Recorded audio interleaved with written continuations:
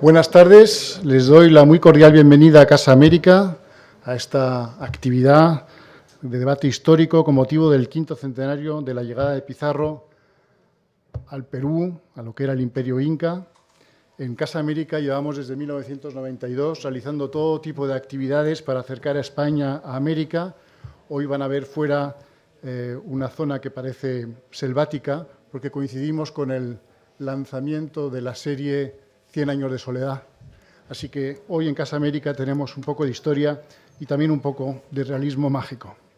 Quiero saludar a los promotores de esta feliz iniciativa académica, Amadeo Martín Rey y Cabieses, doctor en Medicina, Historia y Derecho y académico correspondiente de la Real Academia de la Historia, a don Luis José Díaz Canseco Núñez, decano de la Facultad de Derecho de la Universidad Tecnológica del Perú, y también quiero saludar a los destacados participantes que también participan en este debate, a José de la Puente Brunque, vicepresidente de la Academia Nacional de Historia del Perú, a Morina Villarreal Brasca, profesora e investigadora de la Universidad Complutense de Madrid, y para las conclusiones y el cierre, a María Pérez de Rasti Urquijo, marquesa de la Conquista.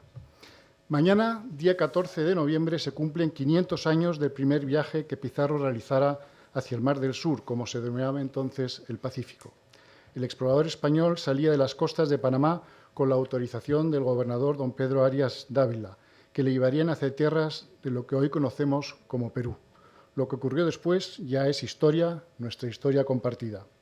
Analizar de manera rigurosa la historia, como pretende este encuentro, nos permite entender los acontecimientos en su contexto cultural, religioso, político, social, económico.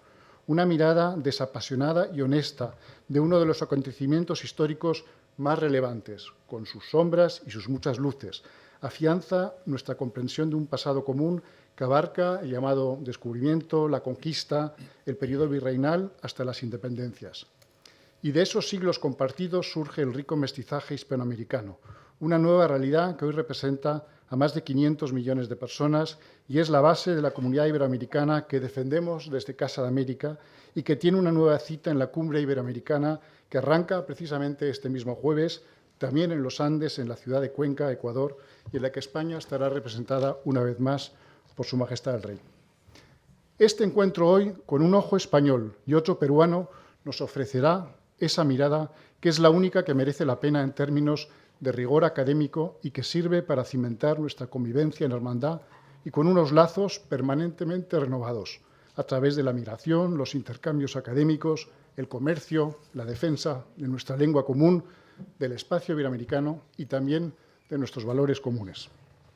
Con nuestros ponentes de excepción de esta tarde se ofrecerá una revisión histórica y genealógica de Francisco Pizarro para entender quién fue realmente esta figura tan relevante de la historia.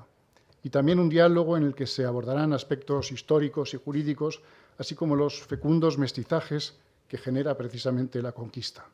Pizarro fue solamente el primero de los muchos que llegaron a lo que hoy es Perú, Colombia, Ecuador, Bolivia y en el extremo sur Chile, bajando la cordillera de los Andes. La conquista y la convivencia de los distintos pueblos suramericanos, muchos entonces sometidos al imperio inca, con los europeos, especialmente españoles, claro, germinó en un mestizaje y una administración virreinal que duró 3 siglos. Una administración virreinal que se extendió también a América Central y del Norte y que culminó con la primera globalización con el Galeón de Manila.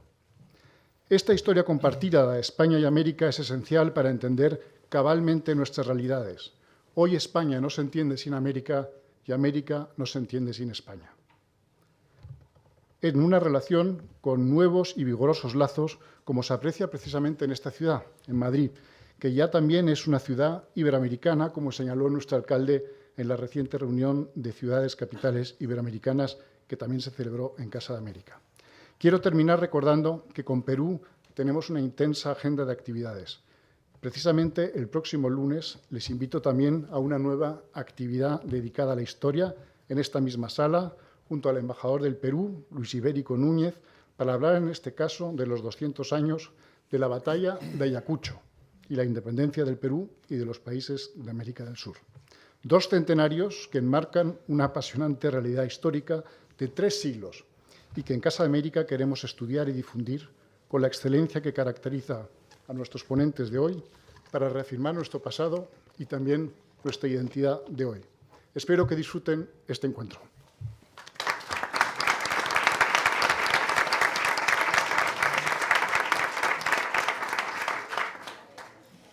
Muy buenas tardes a todos los presentes, muy buenas tardes a los que nos acompañan también en la sala que está aquí contigua. Y esto es síntoma de éxito.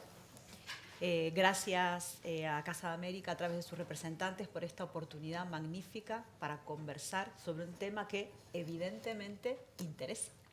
América importa, América nos sigue fascinando y creo que eso es siempre motivo de alegría y de concordia. Y bueno, me toca empezar esta sesión con unas pequeñas palabras antes de dar paso a estos colegas magníficos que me acompañan y que escucharemos a continuación. Y la tarea que tengo esta tarde con ustedes es dar algunas claves históricas para que podamos acercarnos al personaje y al proceso, en definitiva, de esta primera experiencia que tiene Francisco Pizarro en su intento por llegar al Perú, ¿no? Y me he traído una chuleta porque tengo una tendencia a irme por las ramas y solo tengo un tiempo limitado y no quiero dejar de decir nada de lo que os quería contar. Es cierto que este año del 1524, en el que pasaron varias cosas, ¿no? Recién se refería a este comienzo de viaje, de primera experiencia de Pizarro, pero también es el mismo año en el que se crea el Consejo de Indias, ¿no? Que es la institución más importante que llevaba, ¿no?, los destinos de toda América. Digo, por conectar, ¿no?, o poner una fecha más en estas conmemoraciones. Y que nos ayuda a entender también cuál es el escenario, cuál es el panorama de esta época. Según pongamos nuestra atención, podemos decir distintas cosas.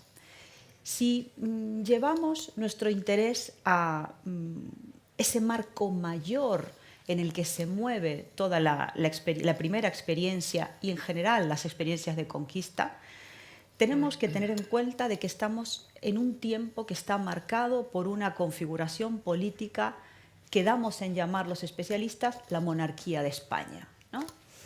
Y esta institución, es esta configuración la que va a dar unas señas, ¿no?, a todo este proceso y que nos hace irremediablemente remitir a lo que sucedía en la monarquía de España, a lo que también llamamos el Imperio Español, para comprender dentro de este marco mayor, insisto, la peculiaridad del proceso de Pizarro. Pero atender a estas características propias de la monarquía de España, cómo era, cómo funcionaba, cómo fluía desde el poder la comunicación a las gentes, no nos puede hacer perder de vista de que la experiencia del Imperio Español es una experiencia que comparte muchos puntos en común con otras experiencias imperiales. No fue ni el primero ni el último imperio de la historia de la humanidad, una humanidad que ha vivido generalmente bajo formas imperiales, ¿no? Y esto creo que recordar, ¿no?, que estamos en una época de la monarquía de España y que la monarquía comparte algunas características con otros imperios, desde las cuestiones que tienen que ver con la magnitud o que tienen que ver con las formas en las que se ejerce el poder, bien por la persuasión, bien por la imposición, los fenómenos conflictivos, los fenómenos de otro tipo de asociaciones, es decir, todo lo que puede caracterizar a un imperio, su vocación de universalidad, el determinismo, todo esto está presente en otros, además del Imperio Español. Y por eso digo que es una buena manera de calibrar lo peculiar que tiene esta experiencia. Por otro lado, si bajamos, ¿no?, por así decir, nuestra atención y en vez de mirar este marco general, vamos al marco americano, vamos a mirar el continente, claro, podemos prestar atención a esa América, ¿no?, de finales del siglo XV, de comienzos del siglo XVI, y en esa multitud de culturas, ¿no?, que estaban allí, ¿no?, y que presentan muy distinta complejidad en muy distintas regiones de América. Podemos mirar desde los huancas hasta los chancas, que fueron tan importantes para Pizarro, o los taínos o los guaraníes, distintas maneras de relacionarse entre ellos con la naturaleza, de cómo entendían el hacer la paz, la guerra, las relaciones familiares, y entre tantas otras características de distintas culturas que habían vivido hasta ese momento de espaldas a la realidad de Europa, ¿no? Y si ponemos en el foco ahí, también podríamos estar hablando del mundo en el que se movió Pizarro, porque con ellas, o algunas de ellas, es con quienes se establecen relaciones fundamentales para entender este tiempo y el personaje. Si prestamos atención al otro continente, a Europa, y al igual que en América con Pizarro nos vamos a la parte más meridional, si vamos a Europa también a su parte más del sur, deberíamos mirar a España, ¿no? Esa España que explica en gran parte el horizonte cultural, la mentalidad de Francisco de Pizarro y de otros hombres como él. Y no podemos olvidar que en esta España las noticias del Nuevo Mundo corrieron como la pólvora, por toda Europa también, pero en España en particular, en las zonas de Andalucía y de Extremadura aún más, y sabemos que fueron miles las personas que se dieron al mar para buscar esa aventura, esa nueva frontera de la que nos hablan algunos historiadores. Pero, voy llegando ya un poco más a algo concreto, quizás lo más interesante para esta tarde es prestar atención a qué pasa en esa década de los años 20, de 1520. Muchos especialistas han hablado 1520 y este tiempo como un tiempo bisagra, o sea, que hay efectivamente un antes y un después. Yo les propongo verlo desde tres perspectivas, desde la perspectiva de la corona, desde la perspectiva de los vasallos, ¿no?, del reino, y desde la perspectiva de Pizarro. Simplemente, a ver si es verdad que hago rápido. Pues desde la perspectiva de la corona, y desde comienzos del siglo XVI hay un cambio de rumbo. Los reyes católicos deciden liderar la empresa del Nuevo Mundo. Y para 1519-1520 nos encontramos ya con este momento que empieza a dar frutos, las leyes de Burgos, las instituciones, es decir, la corona lidera directamente lo que está sucediendo en Indias. Quiere controlar. De hecho, Pizarro llega al Nuevo Mundo con Nicolás de Obando. Nicolás de Obando es el hombre enviado por los reyes católicos para poner orden en la Española y orden en el Caribe, ¿no? ¿Para qué? Para que todas esas denuncias que llegaban a la corte tuvieran una respuesta y el proyecto de los reyes católicos fuera cogiendo cuerpo, ¿no? Hacia 1520 tenemos una monarquía preocupada por lo que pasa en las Indias y ocupada en liderar este proceso de expansión. Desde el punto de vista de los vasallos, del rey, de los que fueron a las Indias, para 1520 había quedado clarísimo que el motor eran ellos. Es decir, los que hacían las conquistas, los que organizaban, los que poblaban, los que conquistaban, eran los particulares. Y eran un motor de cambio imparable, ¿no? Por eso la corona se da cuenta y reconoce estos actores fundamentales que necesitan la autorización del rey, pero la corona sin ellos no hace nada, ¿no? Y se empieza a hacer cada vez más complejo el panorama de tensiones y negociaciones entre esos vasallos y ese monarca. ¿Cómo van a ser los términos si ambas partes se necesitan irremediablemente, ¿no? Luego, también, por destacar otra cosa, es esta época en la que las Antillas, el Caribe, se va colmando, se va llenando. Los primeros que llegan son efectivamente los que se quedan con los mejores cargos, las mejores encomiendas, los mejores puestos. ¿Qué pasa con los que vienen después? Y a esto le sumamos la presión de la corona por poner orden en las cosas. Pues que muchos de los que llegan tarde se encuentran en un lugar en el que no tienen posibilidades. Los historiadores hablan de el efecto ratonera. Muchos llegan y ese anhelo de prosperidad no se puede cumplir. Y surge lo que se conoce como el salto al continente, el ir más allá, ¿eh? No volver, sino el salto al vacío para intentar prosperar. ¿Cuál es la perspectiva de Pizarro? En este escenario, para los inicios de 1520, Pizarro había conseguido todo lo que podía conseguir alguien en este panorama. Después de muchísimas penurias, después de haber servido a grandes de la conquista como Alonso de Ojeda, Núñez de Balboa, Pedrarias Dávila, su sucesor, era un hombre que se había ganado una reputación de valiente, conocedor, leal, obediente a la autoridad. Es decir, algo que conformaba un patrimonio inmaterial, pero de enorme valor en una sociedad del honor, como es la sociedad de la Edad Moderna, ¿no? Y es este capital reputacional el que le lleva a conseguir, además de los hechos, ¿no?, que va acumulando, ¿no?, la experiencia que va acumulando, a conseguir esta mejor situación respecto de otros. Él era un encomendero en Panamá, vecino de la ciudad, regidor de cabildo e incluso había sido alcalde ordinario, ¿no?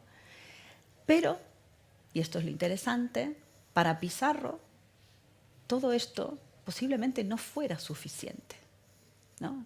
Llegaban a Panamá y al Caribe voces, rumores de otros lugares. Ya se conocía que Hernán Cortés había tenido, ¿no?, la fortuna de alcanzar ese imperio, el imperio de los mexicas.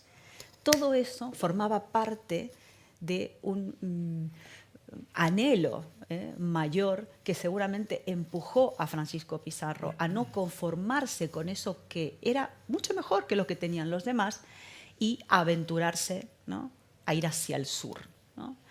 Para 1524 tenemos esa asociación con Almagro, el otro gran personaje de esta historia, y con Hernando de Luque, en un acuerdo a través del cual se forma la primera expedición que ahora sí lidera Pizarro, ¿no? Y sabemos que sale de Panamá un día más que hoy, el 14 de noviembre de 1524, buscando aquello que Andagoya, que era el expedicionario anterior, decía que había en el sur: oro, gentes, ¿no? Y detrás de ello fue a buscar una suerte distinta de la que había tenido hasta ahora. Y el desenlace lo conocemos. El primer viaje fue un enorme fracaso, ¿no? Pero Pizarro era un hombre que estaba acostumbrado a fracasar. Y una de sus características a estas alturas es lo que hoy llamaríamos la resiliencia, ¿no? Porque lo intentó más de una vez, ¿no?, hasta alcanzar ese objetivo que evidentemente era un objetivo vital. Y hasta aquí llega un poco mi introducción y voy a dejar una pregunta, viendo este panorama para después, si queréis.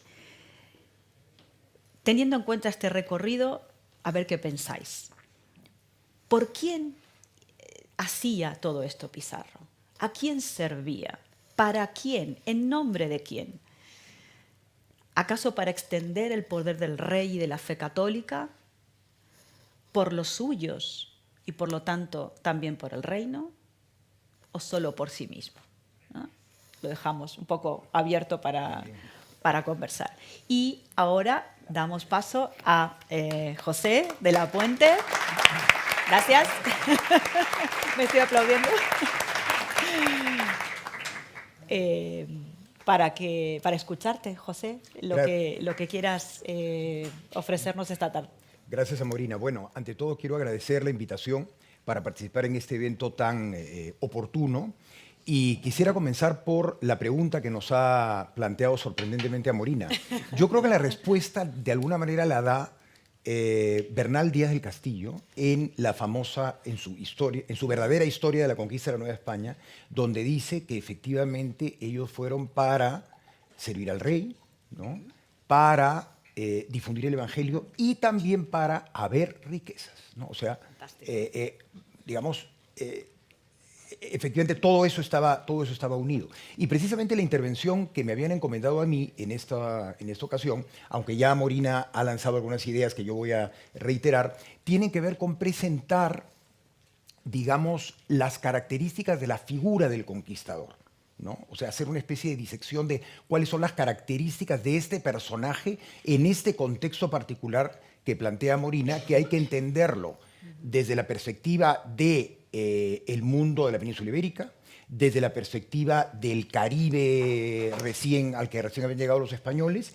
y desde la perspectiva de la expansión europea en esa época. Al igual que a Morina, yo he traído una chuleta para no perderme. Y de alguna manera la idea es presentar el conquistador como tipo humano, ¿no? Es, en primer lugar, creo yo, Morina ya lo ha dado a entender, un hombre entre dos mundos, ¿no? Un hombre, tradicionalmente se decía, ¿no?, entre medieval y moderno, que tiene valores que entendíamos propios del medioevo y, por otro lado, valores propios de la modernidad. Un hombre entre dos mundos, un hombre entre dos épocas. Y para entenderlo mejor, creo yo, habría que ver un poco el telón de fondo, ¿no? Y el telón de fondo yo creo que habría dos aspectos, bueno, hay más aspectos, pero hay dos que quiero yo destacar especialmente. En primer lugar, y esto va a ser bien importante sobre todo en lo que tú comentabas de las pretensiones de los conquistadores frente a la corona, el ambiente y el contexto de la España de la Reconquista. O sea, estos hombres, y Pizarro sobre todo, que Pizarro llega al Perú ya siendo realmente un anciano, tenía más de 50 años, y para esa época era ya prácticamente un anciano, su mundo era el mundo de la Reconquista. Y el otro aspecto importante de ese telón de fondo es entender que todo este fenómeno se produce en el marco de la expansión atlántica europea, ¿no? Hoy en día los historiadores ya, digamos, han planteado de manera mucho más clara, creo yo, a partir del desarrollo de la historia comparada, a partir del desarrollo de las historias conectadas, hemos podido superar visiones muy nacionalistas, que eran las visiones más usuales hasta pues, hace varias décadas o algunas décadas, ¿no? Y bueno, hay que entender este proceso como la búsqueda que se da a raíz de la toma de Constantinopla por los turcos otomanos en 1453 de otras rutas alternativas para llegar al Zipango y al Catay, para llegar a la India, para llegar a esas tierras asiáticas que eran fundamentales, porque de ahí venían las especias, de ahí venían los productos de lujo de la naciente burguesía europea, las alfombras persas, los jarrones chinos, etc., ¿no? Entonces, y eso es lo que Colón pretendió, y por eso Colón fue primero a ver al rey de Portugal. Y el rey de Portugal rechaza el proyecto de Colón porque él ya tenía su agenda, y era una agenda correcta. Él pensaba llegar al Oriente circunnavegando el África, cosa que efectivamente hicieron, pero se demoraron mucho, ¿no? Colón lo que plantea es llegar al Asia por la espalda, llegar al Levante por poniente. Estuvo también en lo cierto, pero el pequeño error de Colón es que, claro, pensó que el planeta era un poquito más chico de lo que realmente era y había un tremendo continente en el medio, ¿no? Entonces, en ese contexto debemos entender este proceso. Y aquí quiero también, en este telón de fondo, referirme a las cuestiones jurídicas, que son bien importantes y que Morina ya ha mencionado, ¿no? Yo creo que hay tres cuestiones fundamentales, digamos, para el discurso jurídico de la conquista que cobran relevancia en este contexto. Y lo ha explicado muy bien el historiador argentino Alejandro Agüero. La primera, el tema o las discusiones en torno a la justificación de la guerra ofensiva. ¿Era justificado atacar a estas poblaciones? ¿Era esto una guerra santa, como la guerra de la Reconquista Española? Primera pregunta. Primer punto de debate.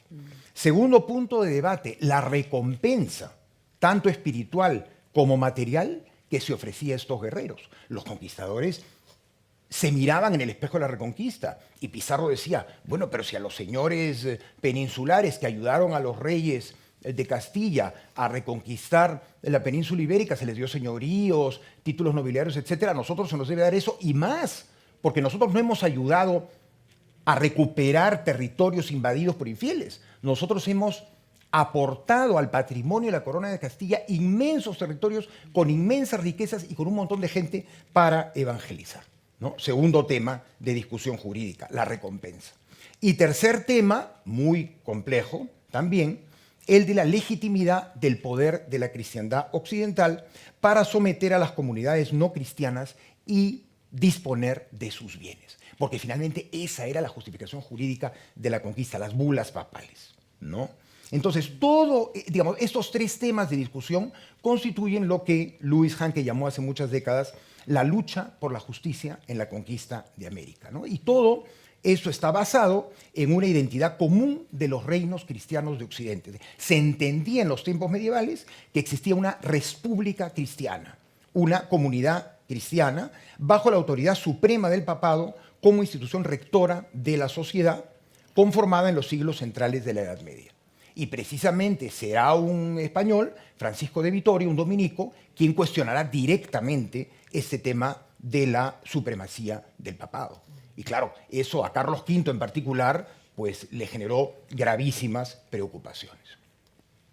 Otro aspecto importante, decía Morina muy bien, cómo estos conquistadores de alguna manera pues tenían una fuerza tremenda, eran de los cuales dependía todas estas expediciones, pero también hay que decir que o en ese mismo sentido, las expediciones de conquista eran en muy buena medida o casi absolutamente empresas privadas. Es decir, los conquistadores firmaban capitulaciones con el rey, pero ¿quién ponía el dinero, los hombres, el riesgo? Solamente si Pizarro hubiera fracasado y nunca hubiera llegado a los Andes, bueno, pues el monarca simplemente hubiera tenido que esperar que otro avesado y audaz pretendiente de conquistador se acercara donde él a firmar una capitulación, ¿no? La excepción es el viaje de Colón, ¿no? Efectivamente ahí la reina Isabel la Católica sí aportó, pero esto lo explica muy bien el recordado colega Francisco de Solano en su libro Proceso histórico al conquistador, ¿no? Donde justamente dice que son básicamente empresas privadas, ¿no? En este contexto habría que hablar de las aspiraciones de los conquistadores y de su cosmovisión, porque claro, con los valores o con las, digamos, las categorías que nosotros manejamos en el siglo XXI, pues no es fácil entender a estos señores, ¿no? Porque si no nos metemos en su mundo, pues sería muy fácil decir estos eran unos locos, ¿no? Gente, pues, o delincuentes, locos, en fin, gente rara, y ya no habría nada más que investigar, ¿no? Lo apasionante justamente del trabajo del historiador es plantear problemas, plantear preguntas, e inclusive la historia de la conquista de América no es una historia terminada como ninguna historia, ¿no? Sino que no me acuerdo quién lo dijo, pero es una frase que siempre lo repito, hay tantas historias como historiadores. Entonces, las preguntas que el historiador formula, las formula desde su presente. Y el presente nuestro no es el mismo del presente pues, de hace una serie de años, etcétera, ¿no? Entonces, ¿cuáles eran las aspiraciones de los conquistadores? Esto va por el lado de lo que dijo de manera tan cándida, o sea, tan sincera, Bernal Díaz del Castillo, ¿no? Querían evangelizar, querían expandir el poder del rey y querían hacerse ricos, obviamente, ¿no? Entonces, si el rey había ennoblecido y otorgado señoríos a quienes colaboraron en el esfuerzo bélico de la Reconquista, con mayor razón debía premiar a los conquistadores que habían incorporado territorios inmensos y riquísimos al patrimonio de la corona de Castilla. Y si el rey no les daba ese premio que merecían, que era el señorío según ellos, pues el rey caía en la injusticia e incluso podía haber una rebelión contra él, porque el rey era ante todo juez y el rey debía velar por el bien común. Ahora, el grupo o el tipo humano del conquistador pues no es homogéneo, o sea, el grupo es bastante heterogéneo en cuanto a edades, heterogéneo en cuanto a orígenes, heterogéneo en cuanto a la formación que tuvieron, pero con algunas características comunes. Entonces quisiera referir estas pocas características comunes que creo que en esto la historiografía está más o menos de acuerdo, ¿no? La primera, creo yo, es lo que podríamos llamar la visión trascendente de la vida. Por más que fueran personajes que solo querían enriquecerse y que fueran malísimos, estaban convencidos de que había un más allá y de que había un juicio después de la muerte. Eso es muy importante para entender lo que luego comentaré sobre los arrepentimientos de los conquistadores. Entonces, visión trascendente de la vida y entendimiento de la conquista como una misión providencial. Otro tema, habló del honor a Morina, el afán de honra, ¿no? El afán de honra, eso es un valor fundamental de la modernidad. ¿no? A través del título nobiliario, del señorío, de las distinciones, lo que fuera, ¿no? A través del premio que querían. Luego el afán de riqueza, evidentemente. Ellos no habían hecho tremendos sacrificios para labrar la tierra como lo hubieran labrado en Extremadura o en Andalucía. Ellos querían ser señores. Todo esto además adobado o en el contexto de, repito, la España de la Reconquista, la España de inicio del siglo XVI, con la popularidad que tenían los libros de caballerías. En los libros de caballerías se exalta la honra, se exalta el valor, se exalta el heroísmo, ¿no? Se fantasea con una geografía absolutamente impresionante, con una geografía fantástica, ¿no? De algún modo estos conquistadores quisieron realizar esa utopía, ¿no? Pensaban que llegaban a ese mundo desconocido, ¿no? Y en palabras de José María Beneito, que acaba de publicar un libro hace muy poco justamente sobre el tema de la conquista, el imperio y la paz, dice José María Beneito que los conquistadores eran a la vez, o bueno, entre otras cosas, exploradores, navegantes, aventureros, conquistadores, colonos, muchos de ellos misioneros, sacerdotes, y luego dice, seres con ansias tan radicalmente idealistas como mundanas, e incluso viciosas y a ras de tierra, en ocasiones tan cercanas a lo sublime, y en otras ocasiones tan cercanas a lo más vulgar, cruel y sangriento, ¿no? Es decir, era gente muy diversa, era gente muy variada. Pero lo que estaba claro es que la justificación de la conquista, en el fondo, al final de todo, era la evangelización, la transmisión no de una religión, no de una fe, sino de la verdad, porque el cristianismo es la verdad, o sea, no hay ninguna duda.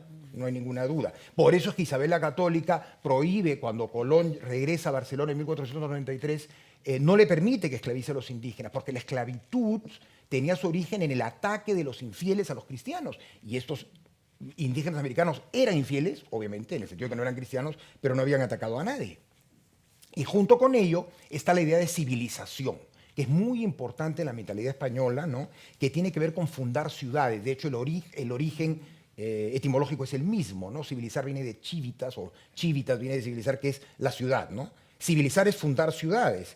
En la obligación asumida por los conquistadores de poblar la tierra, iba implícita la idea de establecer pueblos, lo que implicaba fundar una ciudad o república. Eso era siempre a lo que se comprometían, una de las cosas a las que se comprometían los conquistadores en las capitulaciones, fundar ciudades. Hay una cita muy bonita de un oficial real que le dice al rey: donde no hay alcalde y regidores, no se puede llamar pueblo. O sea, la vida tiene que ser urbana. Y de hecho, el avance del poblamiento español en América es un avance que se hace al ritmo de ciudades, ¿no? Que significaba vivir en orden y policía, como se decía, ¿no? Vivir en orden y policía. Y tras la fundación de la ciudad, el conquistador, en el caso de Lima, con Francisco Pizarro, recompensaba a sus hombres mediante la concesión de solares en la ciudad, de tierras en las cercanías de la ciudad, y les repartía indios, ¿no? Que es lo que se llamó la institución de la encomienda, por la cual los conquistadores se convertían en señores de indios, no en señores de tierras, que es lo que sí quisieron ser, pero que el rey nunca los dejó, ¿no?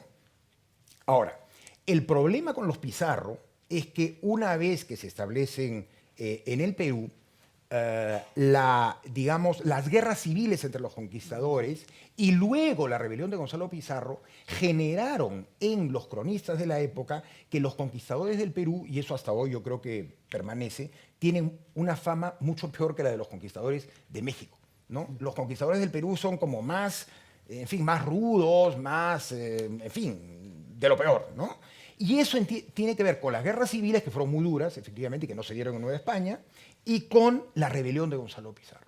Ahora, la rebelión de Gonzalo Pizarro, ya había muerto Francisco en ese momento, fue muy justificada, jurídicamente, porque la rebelión se da porque con las leyes nuevas de 1542, Carlos V suprime las encomiendas. Y los conquistadores dicen, pero ¿cómo puede ser?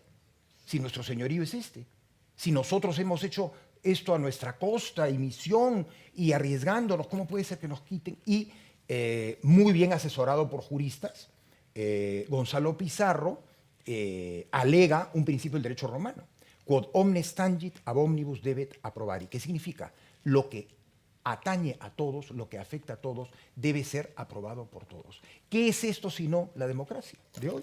Todos hoy día firmaríamos esta este acerto, ¿no? Lo que afecta a todos debe ser aprobado por todos. El rey debe garantizar el bien común.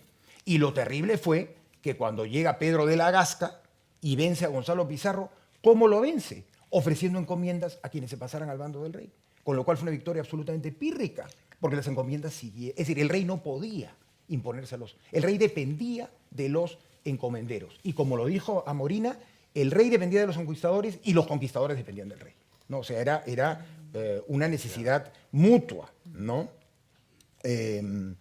Y bueno, entonces estamos hablando de, para volver ya a Francisco Pizarro, estamos hablando de un tipo humano muy complejo, ¿no? Y esta visión trascendente de la vida hizo, por ejemplo, que numerosos conquistadores, cuando veían la muerte cerca, hacían testamentos arrepintiéndose, pidiendo perdón a sus indígenas, e inclusive dando dinero para hospitales o para restituirles. Esto es lo que el recordado historiador Guillermo Loman Villena llamó en un trabajo importantísimo, ejemplar, la restitución por conquistadores y encomenderos, ¿no? Inclusive en la Nueva España y alguno en el Perú, hubo hasta algún encomendero que entró en, bueno, el propio Bartolomé de las Casas, ¿no? Entró en religión, se hizo religioso, y hubo otros, ¿no? Entonces, digamos, estudiar el tipo humano del conquistador requiere efectivamente meterse en este contexto, que es el contexto, pues, para entendernos, de fines del medioevo e inicios de la modernidad, donde valores antiguos y valores nuevos, como el de la riqueza, como el de la honra personal, etcétera, van juntándose, ¿no? Y luego la última idea que quería plantear es que finalmente lo que ocurre con esta fundación de ciudades y con la llegada de Pizarro y los otros conquistadores es que en el Perú, pero voy a hablar del caso del Perú naturalmente, ¿no? Se genera una nueva realidad.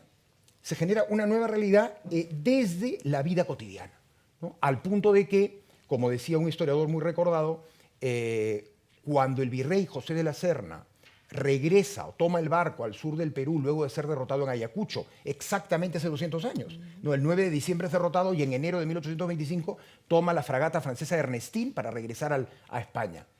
Ese Perú que el virrey La Serna vio por última vez desde la fragata francesa Ernestín en enero de 1825 no tenía nada que ver con el Perú que Francisco Pizarro empezó a ver cuando cabalgaba hacia Cajamarca en noviembre de 1532, cuando se iba a encontrar con el Inca Atahualpa, ¿no? Ni en el paisaje, ni en la comida, ni en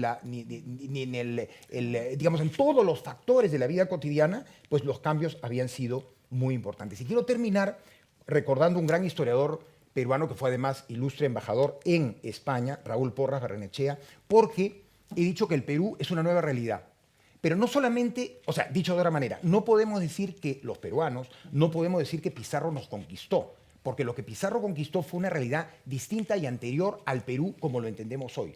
Es más, la palabra Perú también nace en esa época. Y Raúl Porras Barrenechea tiene un lindo discurso que recomiendo leer, que se titula El nombre del Perú. Y ese discurso lo leyó el año 1949, aquí muy cerca, en el antiguo Museo del Ejército, cuando él, como embajador del Perú, entregó la bandera del Perú para que estuviera en el Museo del Ejército. Fue una ceremonia muy solemne, hay fotos de él pues, vestido, en fin, de gala, con condecoraciones, etc. Y lee este discurso y dice, como digo, ¿no? El nombre del Perú aparece con la conquista y Porras en este texto, que por cierto apareció un resumen, lo publicó el diario ABC el año 1949, dice Porras que el nombre, no solamente el Perú, sino el nombre del Perú es mestizo. Y dice textualmente, Perú no es palabra quechua ni caribe, sino indohispana o mestiza. No tiene explicación en lengua castellana, ni tampoco en la antillana, ni en la lengua general de los incas. Su propia fonética enfática lleva una entraña india invadida por la sonoridad castellana. Y aunque no tenga traducción en los vocabularios de las lenguas indígenas ni en los léxicos españoles, la palabra Perú tiene el más rico contenido histórico y espiritual. La palabra Perú es anuncio de leyenda y de riqueza. Es fruto mestizo brotado de la tierra y de la aventura, ¿no? Preciosas palabras. Este es un poco el final del discurso, ¿no? Donde se señala que, digamos, la idea de fondo es esta, ¿no? Lo que se genera con la conquista, esto es un poco como una familia, ¿no? Yo creo que podemos pensar cada uno en nuestro caso. Nosotros tenemos antepasados pues, de los cuales nos sentimos muy orgullosos, pero nunca falta, pasas en las mejores familias, que hay algunos antepasados pues, un poco en fin, no muy presentables, pero son nuestros antepasados. Entonces, hay muchas formas de ser peruano. Hay peruanos que aprecian más la vertiente hispana de lo que es el Perú. Hay peruanos que aprecian más la vertiente pues, autóctona de lo que es el Perú. Otros que aprecian más la vertiente afroperuana, ¿no? Y luego, bueno, y después ya de la independencia en el siglo XIX tenemos pues muchísimos peruanos, chino-peruanos, hemos tenido un presidente japonés, hijo de padre y madre japoneses. En fin, el Perú es un crisol de culturas, ¿no? Pero hay una serie de elementos comunes que son los que surgen a partir de este momento, ¿no? Entonces, el episodio de la Isla del Gallo corresponde no a este primer viaje, sino a un viaje posterior de 1527. Y ahora sí, para terminar, quería contarles una anécdota providencial, ¿no? Ya hemos dicho que los conquistadores eran providencialistas, ¿no? Bueno, tenían esta visión trascendente y eran providencialistas también. Bueno, pues ayer me llamó por teléfono el historiador Héctor López Martínez, un ilustre historiador peruano, que acaba de cumplir 89 años, para contarme, debido a la globalización, se había enterado de que existía, de que iba a darse este evento y que yo iba a hablar, y me dijo: José, de mi parte, por favor, di que yo estuve en la Isla del Gallo en 1965 con el embajador español Ángel Sanz Briz en una expedición enviada por el presidente Fernando Belaúnde Terry para poner una placa en la Isla del Gallo en homenaje a España, ¿no? Esta placa la llevó una delegación oficial presidida por el embajador Vázquez Ayllón e integrada por Aurelio Miró Quesada Sosa, ilustre estudioso del Inca Garcilaso de la Vega, y Héctor López Martínez, que es el único sobreviviente, obviamente. Y Héctor López me contó ayer que la iniciativa fue del propio presidente Belaúnde, que en su propia máquina de escribir, delante de Héctor, escribió el texto que ahora les voy a leer y que está en la placa que todavía está en la Isla del Gallo. Cuenta Héctor que ellos llegaron en un barco de la Armada Peruana, el barco Independencia, y los recibió. Era una isla donde había poquísimos habitantes, eran pescadores de ascendencia africana, y la matriarca de la isla era una señora de nombre Mamajoba, que les dio la bienvenida en nombre de estos poquísimos habitantes. ¿Qué dice la placa? Homenaje del Perú. El Perú es cortito, por si acaso. El Perú, en este lugar decisivo de su historia, evoca por intermedio de su marina de guerra, porque llegaron en un barco de la marina, el gesto heroico de Francisco Pizarro y sus compañeros, y rinde en ellos homenaje a la obra de España. Lo hace extensivo a la hermana República de Colombia, a cuyo territorio pertenece este legendario pedazo de tierra americana. Isla del Gallo, 17 de marzo de 1965, visita del BAP, buque de la Armada Peruana, Independencia. Y para ya terminar, ahora sí de verdad, al hablar de la Marina y del buque me he acordado de otro gran personaje de toda esta historia, el Mar del Sur, el Océano Pacífico. Y también Héctor me dijo ayer, recuerda que hoy, mañana y pasado mañana se está celebrando en Lima el Foro Económico Asia-Pacífico, que reúne a las economías pues, más importantes del planeta, ¿no? Bueno, la incorporación del Pacífico al mundo global de hoy se da con el descubrimiento, entre comillas, en 1513 de Núñez de Balboa, donde estaba Francisco Pizarro, porque Francisco Pizarro estuvo con Núñez de Balboa, y luego estos viajes de Pizarro lo que hacen es incorporar a este gran personaje, el Mar del Sur u Océano Pacífico, a esta historia, ¿no? Bueno, ya no los molesto más. Fantástico. Gracias, José. No, fantástico.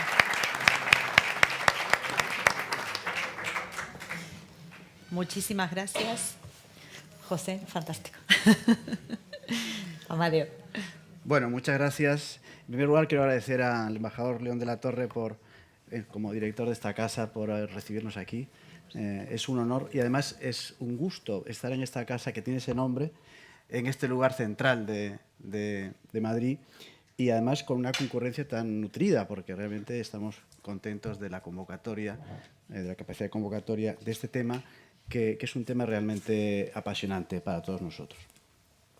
Bueno, pues yo voy a, ilustrar las palabras de mi colega y amigo de tantos años, José de la Puente, con algunas imágenes. Y esas imágenes me van a servir de hilo de conducción para poder comentar algunos temas.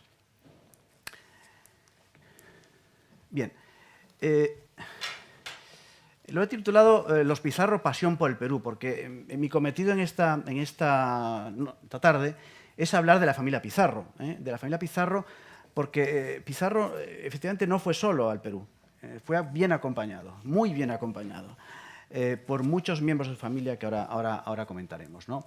Pero claro, Francisco Pizarro, como todos sabemos, nace en la ciudad de Trujillo, en Extremadura, dará luego nombre a Trujillo, otro Trujillo en el Perú, que hoy día es una boyante ciudad también de ese país, y nace, como digo, pues en una casa, el solar de los Pizarro en la ciudad de Trujillo. Ahí vemos esa casa, y en una ciudad donde en aquella época existían, en muchas ciudades españolas, no solamente en Trujillo, sino existían las luchas de banderías, ¿no? Existían linajes a los cuales se afiliaban de alguna manera diversas familias, y esos linajes, pues de alguna manera, eran los conductores de la vida social, de la vida económica y de la vida política de esas ciudades. Y en este caso, en el caso de Trujillo, pues tenemos a 3 linajes importantes. 2, en principio, al que luego se añade un tercer gran linaje de Trujillo, que son los altamiranos, los bejaranos y los añascos. Si vemos las familias de Trujillo de esa época, de finales del siglo XV y principios del siglo XVI, veremos los entronques continuos entre estas familias en ese momento, ¿no? Los Pizarro estaban de alguna manera adscritos, digamos, al grupo de los añascos, a pesar de que ellos eran altamiranos. Recordemos, por ejemplo, pues que Hernán Cortés de Monroy y Altamirano Pizarro, pues era, como sabemos, conquistador de México, pues era sobrino de Francisco Pizarro, y luego lo veremos en una genealogía. Bien, dice el Inca Garcilaso de la Vega que Francisco Pizarro era natural de Trujillo, dice, de la muy noble sangre de este apellido hay en aquella ciudad, ¿no? Efectivamente, algunos dicen que los Pizarro eran caballeros, que los Cortés eran hidalgos, ¿no?, de Medellín, hidalgos de Medellín, y en cambio, bueno, pues los Pizarro, al ser caballeros, tenían un cierto rango superior a los Cortés. En todo caso, eran familias nobles. Eso no quiere decir familias ricas, como no lo quiere decir hoy en día tampoco. Es decir, familias que tenían esa condición de hidalgo, ¿no?, que es esa nobleza que se remonta a la noche de los tiempos. Es decir, los reyes reconocían la hidalguía de alguna manera. En algunos casos la otorgaban, pero generalmente reconocían la hidalguía que venía de los tiempos muy remotos. Ya se cita a Rodrigo y Martín Alonso Pizarro en 1391, pero como veremos después, ya en el siglo XIII, es decir, un poco antes de eso, ya existía algún Pizarro por esos lares en Trujillo. Bien, esta casa de los Pizarro en Trujillo, que vemos ahí, la hizo edificar Diego Hernández Pizarro, que era tatarabuelo del conquistador, y en la piedra armera que está sobre el pórtico de esa casa, pues está el blasón familiar. Luego lo veremos con un poco más de detalle, ¿no? Bien, entonces Gonzalo Pizarro el Largo, Gonzalo Pizarro el Romano, también llamado, que era el padre de Francisco Pizarro, bueno, pues en su testamento en mayo cita, además de su casa de Trujillo, otros lugares de la familia, y concretamente uno muy especial, que es La Zarza. La Zarza, que luego posteriormente se llamará Conquista de la Sierra y que dará nombre, de hecho, el Marquesado de la Conquista tiene que ver efectivamente con ese nombre. Bueno, pues es un heredamiento de esta familia que incluía, como dice ahí, tierras de pan llevar, viñedos, molino, casa y cerca y otra propiedad rústica en Valmeriado. Bien, hay en Trujillo muchas casas que han pertenecido o que pertenecen a la familia Pizarro o a sus ramas respectivas, que hay muchas de ellas. Por ejemplo, esta, que es el Palacio de Juan Pizarro de Orellana, que luego actualmente pues es un colegio que fue propiedad de la familia Vargas. Familia Vargas estaba efectivamente relacionada con la familia Pizarro, muy relacionada con la familia Pizarro. Y en este caso, ven ahí ustedes el escudo de los Orellana, que está en esa casa, en la portada de esa casa. Pero no solamente esa casa está relacionada con los Pizarro, esta otra casa, que es del Palacio de los Barrantes Cervantes, también en Trujillo, y hoy sede de la Fundación Obra Pía de los Pizarro, que preside Hernando de Orellana Pizarro, vizconde de Amaya, pues también, de alguna manera, tiene relación por esa fundación que acabo de citar.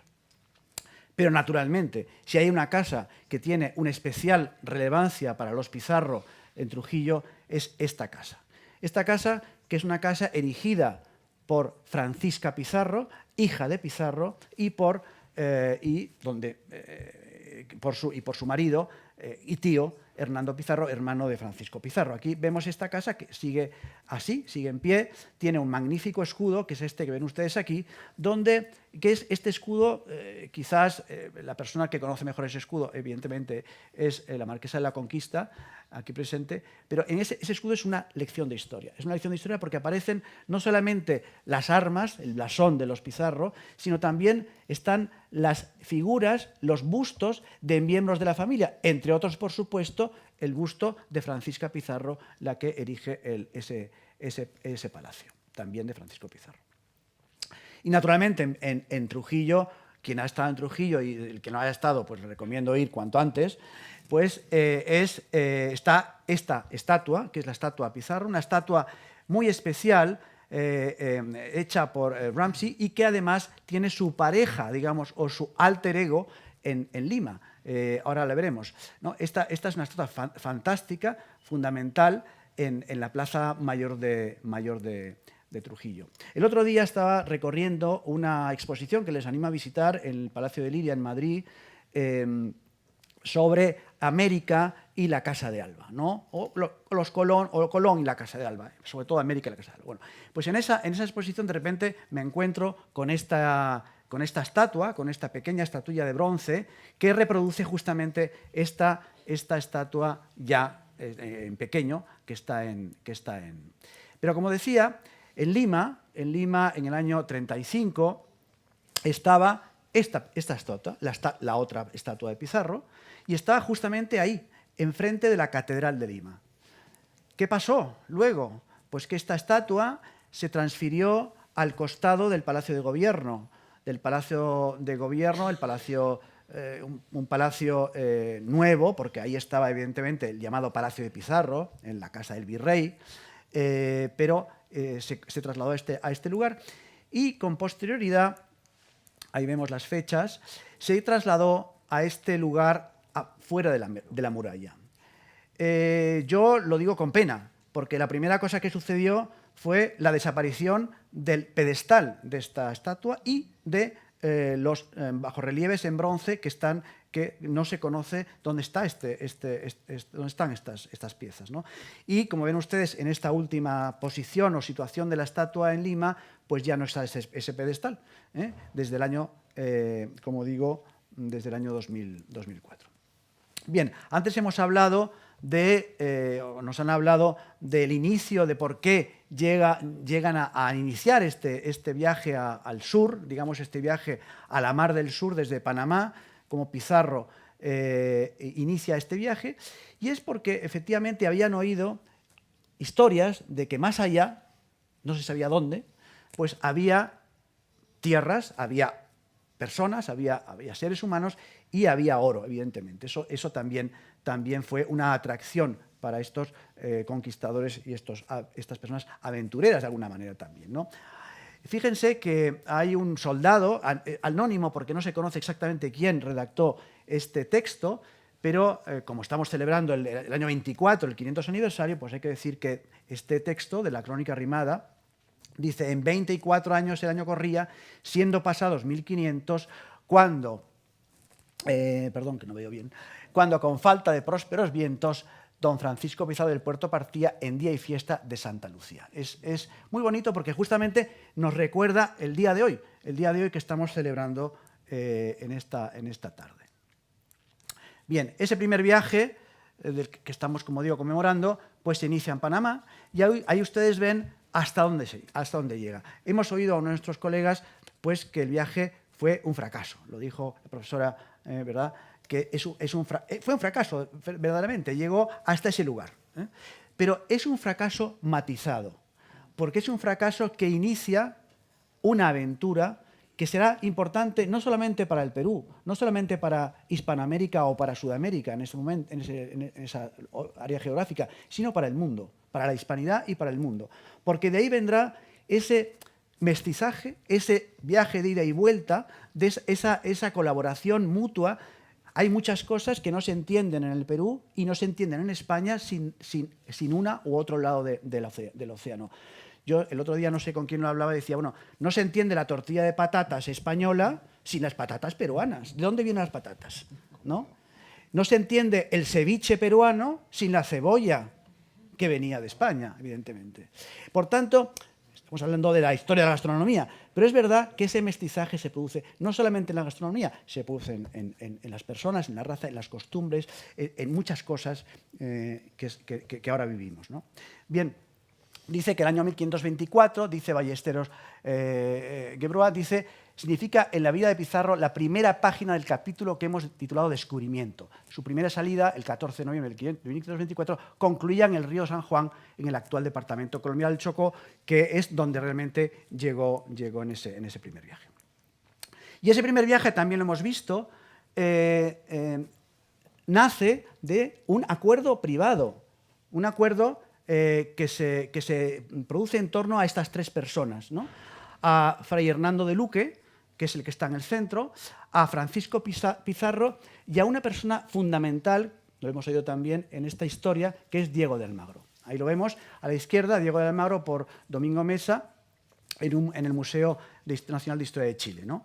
Bueno, pues Hernando de Luque era, digamos, el financiador. Bueno, en realidad era el testaferro del financiador, que era Gaspar de Espinosa. Pero en todo caso, se hace ese acuerdo, que se llama la Compañía de Levante, y se produce ese acuerdo, y a partir de ese acuerdo que se produce, como digo, en Panamá, pues se producirá este viaje. Hemos oído mencionar los 13 de la Isla del Gallo. Este es un famoso cuadro de Juan Lepiani, que está en el Museo Nacional de Arqueología, Antropología e Historia de Lima, y que representa ese episodio. Pero este episodio, que se produce en 1526, hemos hablado del inicio del año 24, ahora del año 26-27, del año 31, el tercer viaje Pizarro, y podremos continuar hasta el año 35, que es la fundación de Lima. Por tanto, estamos hablando de un recorrido, digamos, cronológico, que nos lleva en este momento al año 26, en el que Pizarro traza la famosa línea en la playa, ¿no? Y dice, bueno, los que quieren gloria, riquezas, pero también peligros y lo desconocido, que pasen la línea, ¿no? Y los que quieran volver si quieran quedarse retraídos y olvidados de la historia, pues que no la. Y lo pasaron 13 personas, ¿no? Aquí vemos aquí vemos justamente a Pizarro trazando esa línea en esa playa, ¿no? Bien, decíamos que era importante la corona. La corona es fundamental en esta historia. Y evidentemente, tanto Pizarro como Hernán Cortés, ¿no?, irán a España. De hecho, Pizarro y Hernán Cortés se conocerán, tío y sobrino se conocerán, solo en esa ocasión, en una ocasión de un viaje muy concreto a la península. Y he dicho antes mal a España, porque España también era el Perú, también era Nueva España. El Perú se llamaba en ese momento Nueva Castilla, ¿de acuerdo? Por tanto, en la península ibérica se reúnen Carlos V y el año 29 y Francisco Pizarro, y en realidad, por la mano de Isabel, de la emperatriz Isabel, se firman las capitulaciones de Toledo, que digamos que apoyan y sustentan esa conquista de Pizarro. Hay varios episodios de la historia de Pizarro que todos conocemos. El encuentro con Atahualpa en 1532. Vemos aquí, evidentemente, la captura de Atahualpa, del emperador Atahualpa, y la muerte de Atahualpa, este famoso cuadro de Luis Montero, un pintor peruano muy conocido que representa, ahí vemos a Pizarro, que realmente le dolió esa muerte de Atahualpa, porque esa muerte de Atahualpa, en realidad, fue una muerte de Atahualpa realizada después de un juicio por la muerte de su hermano, ¿no? Se describía que Atahualpa estaba bebiendo chicha, decían, en el cráneo de su propio hermano, el otro emperador, ¿no? Por tanto, esa muerte, digamos, de alguna manera tenía ese sustento judicial. Otra de las cosas que hemos oído mencionar es la fundación de ciudades. España, en América, no paró de fundar ciudades. Pizarro no solamente funda el Cuzco, aquí lo vemos en 1534, funda también otras muchas ciudades. San Miguel de Tangarará, fundará evidentemente Jacajamarca, son fundaciones españolas, porque como muy bien decía el otro día, esto lo comentaba con el profesor de la Puente, estas ciudades, muchas de ellas ya existían en la época precolombina, ¿no? Cuzco existía, Lima había mucha población y construcciones en Lima, Pachacama, que es un ejemplo de ello, por ejemplo, y otros muchos lugares. En Lima podemos ver las huacas, la huaca pucllana, por ejemplo, antes llamada huaca juliana, en Miraflores, es un ejemplo de estas construcciones. En San Isidro, en Lima, también hay otra huaca muy importante, en Lima, etc., ¿no? Por tanto, son fundaciones españolas. Aquí vemos la de Cuzco, vemos la fundación de Lima en este cuadro de José Efio y también esta de Francisco González de Gamarra, como la de Cuzco, que representa esa... Y fíjense que en estas fundaciones hay pendones, hay en fin, mucha ceremonia, hay militares y evidentemente está el crucifijo. Esa presencia, digamos, del cristianismo, de lo cristiano, esa evangelización de la que hemos hablado, era fundamental. Pizarro se acompañó de Valverde, de uno de los clérigos que le acompañó y que le aconsejaba, era de alguna manera su consejero espiritual, de alguna manera, y así sucedió con la mayoría, o con todos prácticamente, de los conquistadores. He traído aquí algunas imágenes de Pizarro, le he puesto ahí 1000 veces representado, y efectivamente ahí tenemos una representación de Pizarro. Se representó no solamente en España, sino en toda Europa. En toda Europa había representaciones de Pizarro. Aquí tenemos, por ejemplo, esta de aquí. Ven que se le representa de diversas formas, pero generalmente con barba, que era como se le recordaba siempre. Y aquí, a la derecha, tenemos probablemente uno de los más famosos cuadros o retratos de Pizarro, el de Daniel Hernández. Daniel Hernández fue un famoso pintor del siglo XIX peruano, ¿no? Este fue mostrado en la Exposición Universal del año 29 y está en el hall elíptico del Palacio de Gobierno de Lima. Pero aquí, fíjense, yo os señalo y subrayo la presencia del caballo, ¿no? El caballo es fundamental en la conquista. Tengan en cuenta que el caballo no era conocido por los pueblos hispanoamericanos de aquella zona, ¿no? Ni en México ni en Perú. Entonces, los caballos llegan en los barcos a América y impresionan, evidentemente, muchísimo y ayudan muchísimo a esas guerras que se producirán a lo largo de los años en ese lugar. Aquí hay otras representaciones de Pizarro, y la de la derecha es una representación que además ilustra esta jornada, y es una representación que está en el Museo de América. Y hoy en día está colgado este cuadro pequeñito, que es un cuadro de este tamaño, está en la exposición del Palacio de Liria que antes comentaba. Bueno, sigo, mejor. Bien, estas son otras representaciones de Pizarro, y quien tiene mi edad y cosas similares y ideas similares se acordarán de este verde, ¿no? De los verdes, los famosos verdes de 1000 pesetas, pues nada menos que tenían la cara de Pizarro. Es decir, Pizarro en los verdes estuvo presente en nuestras vidas durante muchísimos años, ¿no? Otras imágenes. Este famoso retrato de Pizarro de Johan Tauroux de Brie es uno de los más conocidos, ¿no? Aquí algunos más. Muy bien. Y este, por ejemplo, el que está en el centro, está nada menos que en el Palacio de Versalles, el Museo de Historia de Francia del Palacio de Versalles, ¿no? Es de Amable Coutin y está ahí. Y este, por ejemplo, está en la Plaza Mayor de Salamanca. Por tanto, Pizarro presente en nuestras vidas, presente en España continuamente, tanto aquí en España como incluso en países europeos. Y aquí, como de lo que voy a hablar en parte es de la genealogía, pues he traído esta genealogía y yo le he llamado las agiogenealogías de Pizarro, ¿no? Es una palabra que me he inventado, o sea, no existe, no sé si existirá, pero bueno, la he llamado así porque evidentemente en aquella época, y fruto de lo que ha comentado el profesor de la Puente, del honor, que era fundamental en la época moderna, igual que lo espiritual, la religión era muy importante, el honor también hacía que muchos grandes personajes de la época. Y esto llega incluso hasta Napoleón. Nos acordamos, por ejemplo, que José Bonaparte, que le llamaban el genealogista de la familia, se dedicó a recopilar y a hacer que se hicieran genealogías para retrotraer la genealogía de Napoleón, de su hermano Napoleón, hasta lugares insospechados. En el caso de Pizarro pasó exactamente lo mismo. Tenemos cómo se hacían estas genealogías. Esta, por ejemplo, está publicada por José Antonio del Busto de Uturburu, un famoso historiador peruano que tiene algunos libros, por ejemplo, La sangre y la tierra de Francisco Pizarro, y donde se cuenta todas estas genealogías que aquí no voy a leerlo todo porque no les quiero cansar, pero fíjense ustedes la cantidad de ascendencias que se recrean y crean y se glosan sobre hasta los reyes de Castilla, incluso hasta los reyes francos, como verán ustedes ahí, ¿no? Lo paso un poco deprisa para no extenderme demasiado, ¿no?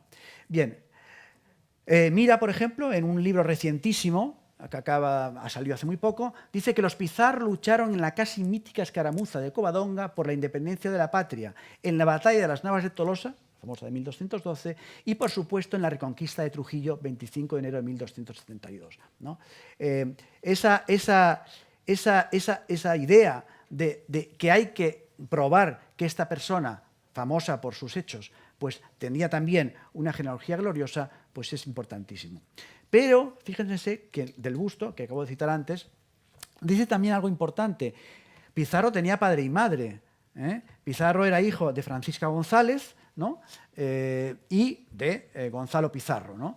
Y dice Del Busto, por esta línea uterina o materna, era auténtico hijo del pueblo español por ser vástago de Francisca la Ropera y nieto de Juan Mateos y de María Alonso, todos cristianos viejos, villanos de sangre, labradores de oficio y ropavejeros de ocasión, personas llanas de bien de su trabajo y que además eran todas muy honrada gente.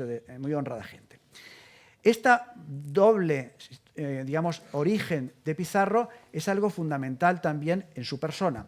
Pizarro, ahí vemos aquí, sabemos que se llamaba Francisco Pizarro, pero en realidad por varonía no era Pizarro. La familia que por varonía era la origen de la familia eran los Hinojosa, una familia también noble de Trujillo. Y bien, era el Hernando Alonso Pizarro, el hijo de este Hernando Alonso de Hinojosa y de Teresa Martínez Pizarro, era regidor por el linaje de los Altamirano y los Hinojosa, aliados de los Altamirano y enemigos de los Añasco, donde militaban, como dije antes, los Pizarro. Bien, se producirá un enfrentamiento en el que murió Hernando Alonso de Hinojosa y parece que su familia no vengó su muerte. Su esposa decidió que sus hijos, por tanto, antepusieran el apellido Pizarro, ¿no? ¿Y quién era Teresa Martínez Pizarro? La esposa de Alonso de Hinojosa. Era la quinta hija del primer matrimonio del Magnífico Señor, y esta palabra de Magnífico Señor la veremos continuamente en la época medieval y en la época renacentista española, en el siglo XVI. Cuando se habla de Magnífico Señor Don, estamos hablando de una persona que no solamente era hidalgo, que no solamente era caballero quizás, sino que pertenecía a lo más granado de la sociedad estamental de ese lugar. Se casa con Sevilla López de Carvajal y era el jefe y tronco de todas las ramas trujillanas de los Pizarro. Bien, ¿y quiénes eran los descendientes de Gonzalo Pizarro, el Largo, el Romano o el Tuerto, ¿no? Porque lo era? Bueno, pues aquí ven la enorme descendencia de Gonzalo Pizarro. El mayor y más importante descendiente, evidentemente, es Francisco Pizarro. Pero el único matrimonio legítimo que realiza Gonzalo Pizarro es con Isabel de Vargas y Rodríguez de Aguilar, su prima, porque no olvidemos que Gonzalo Pizarro era Gonzalo Pizarro Rodríguez de Aguilar.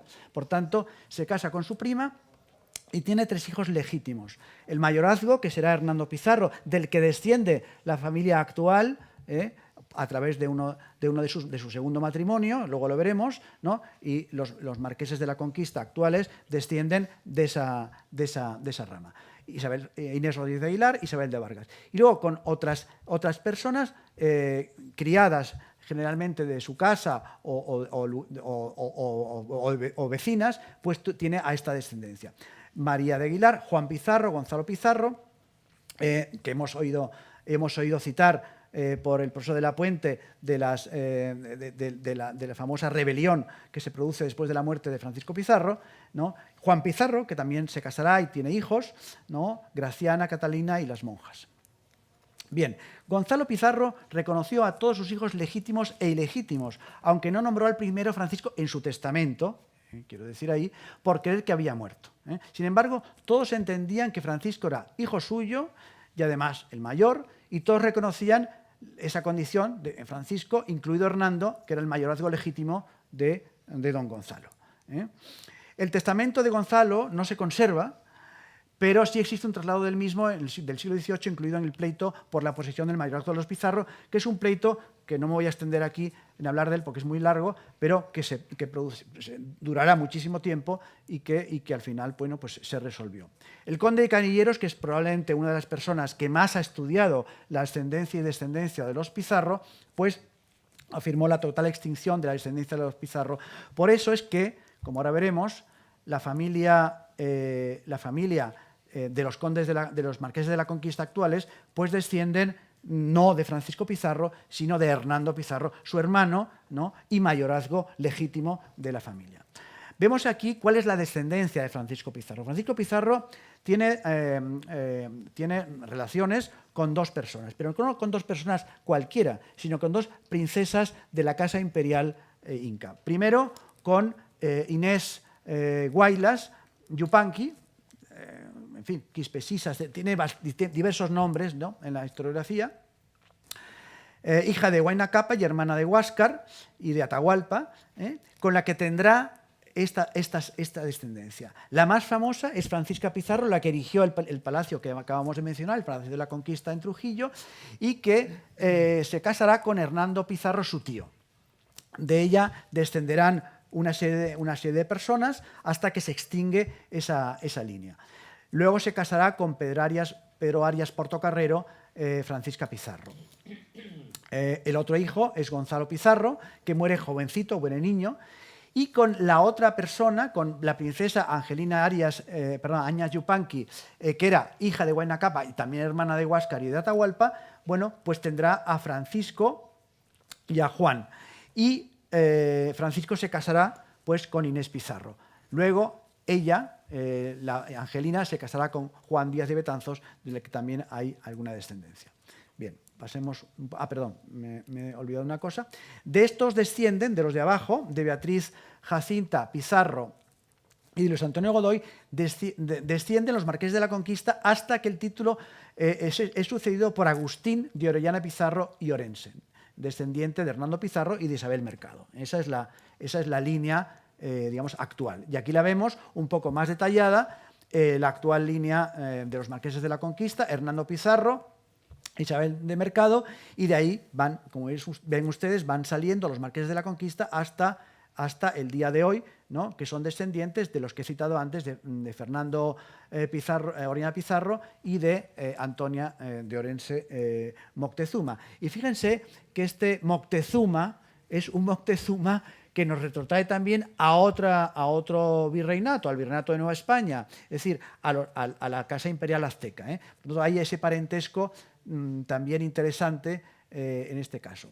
Aquí vemos una presentación de Pizarro presenta el Perú y Cortés a Nueva España en esta imagen, y vemos el parentesco, y los he puesto aquí porque son dos, tío y sobrino, y aquí vemos a Francisco Pizarro, tío de Hernán Cortés, ¿no?, y cuál es su parentesco, que, como vemos, es bastante cercano, aunque se hubieran conocido nada más en la ocasión que he citado antes. Pero, claro, ¿qué familiares de los Pizarro van a la conquista del Perú?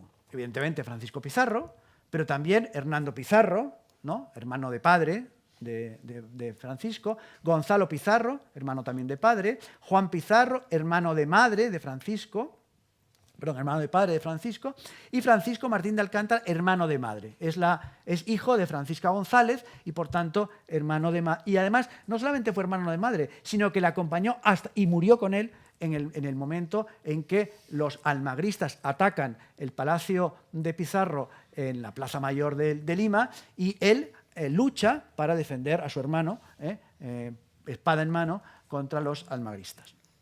en Diego Pizarro, también pariente de Pizarro, Blas de Soto, probablemente hermano de madre de Gonzalo Pizarro, Juan Pizarro de Orellana, primo de Hernando Pizarro, Cristóbal de Mena, primo de Francisco Pizarro, Martín Alonso, pariente de Francisco Pizarro por el lado materno, Francisco de Vargas, primo de Hernando Pizarro, Martín Pizarro, pariente de Francisco Pizarro, Pedro Pizarro Méndez, que es cronista de la conquista. Muchas de las noticias que tenemos de la conquista del Perú la tenemos justamente por este libro de Pedro Pizarro. Y Diego Pizarro Méndez, hermano del anterior, y Andrés Pizarro Méndez, también hermano del anterior. Por tanto, como ven ustedes, hemos citado solamente aquí a los parientes de Pizarro, pero si hablamos, si extendemos el grupo a los que son trujillanos que van al Perú, pues se extendería mucho más la lista, es decir, una lista enorme. Y si además decimos que extremeños van a ir a Indias, pues entonces la lista es inacabable, ¿no? Bien, aquí vemos otra situación de Pizarro interesante. Pizarro, en uno de los viajes, el viaje que hace a España o a la península, pues consigue el hábito de Santiago. No olvidemos que en aquella época, y esto incluso hasta muy recientes épocas, el ser miembro de una de las órdenes militares españolas era un signo de honor enorme, ¿no? Lo tenemos aquí representado en un cuadro de Ignacio Merino, que es uno de los grandes pintores del siglo XIX-XX peruanos, y lo vemos ahí como adelantado, primer gobernador de Nueva Castilla, como digo, con su escudo, luego lo veremos, ¿no? Pero si seguimos adelante, vemos que se le representó en diversas ocasiones a Francisco Pizarro con el hábito de Santiago. El hábito de Santiago se le denomina hábito de Santiago no solamente a la vestimenta, sino a la propia cruz se llama hábito de Santiago, igual que se llama hábito de Calatrava, de Alcántara, de Montesa, a las otras órdenes militares españolas. Aquí vemos en una litografía de Wright de 1892 y en esta otra representación. Ahora, otro de los honores que recibe Pizarro por la conquista es el título de marqués. Generalmente los títulos de marqués, de conde, etcétera, reciben una denominación. En el caso de Pizarro no recibió esa denominación. Y yo, después de leer mucho sobre Pizarro, tengo para mí que realmente a Pizarro le importaba poco el título de marqués. Él se hacía llamar, en lugar de... Le llamaban marqués, pero a él lo que le gustaba realmente no era que le llamaran marqués, sino que le llamaban gobernador o adelantado, que era... Y sobre todo que le llaman de señoría. La palabra que a él le gustaba era señoría, vuestra señoría, ¿no? Pero lo de marqués, tal. Entonces, efectivamente, dice Carlos V, entre tanto os llamaréis marqués, como os lo escribo, que por no saber el nombre que tendrá la tierra que en repartimiento se os dará, no se envía ahora dicho título, dice Carlos V. Pero ha surgido en la historiografía una controversia sobre si existió o no existió el título de Marqués de los Atavillos, ¿no? Un título, bueno, pues que evidentemente no existió, como ahora veremos, ¿no? Bien, Pizarro no hizo mayor caso a la merced, dice del Busto, pero posteriormente dice él que erigiría la provincia de los Atavillos por sentirse demasiado viejo y querer tener el marquesado cerca de Lima. Efectivamente, Atavillos está cerca de Lima y eso es lo que dice del Busto. No. Dice, acuérdome hoy decir un día a Atahualpa, es lo mismo, al marqués don Francisco Pizarro, que en esta provincia de los Chachapoyas había una sierra que de tantos en tantos tiempos le ponían fuego a un monte pequeño, que en ella se criaba y que después de muerto el fuego hallaban en ella plata derretida. Y esta fue causa de que el marqués don Francisco Pizarro no señalase su marquesado porque aguardaba Tomayo en esa provincia. Eso dice Pedro Pizarro. Bueno. El plateado, no el dorado, esto está dicho en contraposición de la famosa expresión del dorado. El plateado, ese lugar, no quedaba en Chachapoyas, sino en Potosí, por lo que terminó fijándose el viejo marqués en la provincia de Atavillos, eso dice del Busto. Y Palma, Ricardo Palma, al que evidentemente no podemos dejar de recordar si hablamos del Perú y de la historia del Perú, aunque Palma no era un historiador, Palma era un novelista, un escritor, el que crea las tradiciones peruanas, pero en todo caso, él dice aquí, don Francisco Pizarro no fue marqués de los Atavillos, ni marqués de las Charcas, no hay documento oficial alguno en que se puedan comparar estos títulos, ni el mismo Pizarro en el encabezado de órdenes y bandos usó otro dictado que el marqués.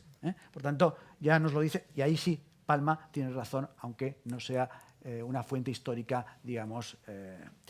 Bien, aquí vemos el Palacio de los Pizarro en Conquista de la Sierra.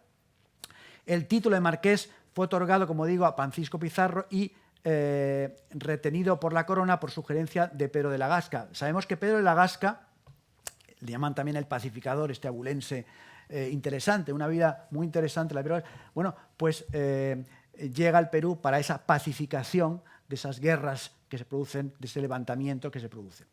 Pero realmente el título de Marqués de la Conquista se concede a un bisnieto de Francisco Pizarro, que fue Juan Hernando Pizarro, en 1631, que era hijo de Francisco Pizarro y Pizarro, de Francisca Sarmiento y Castro, y nieto de Hernando Pizarro y de Francisca Pizarro, la hija de Pizarro y de Inés Guaylas.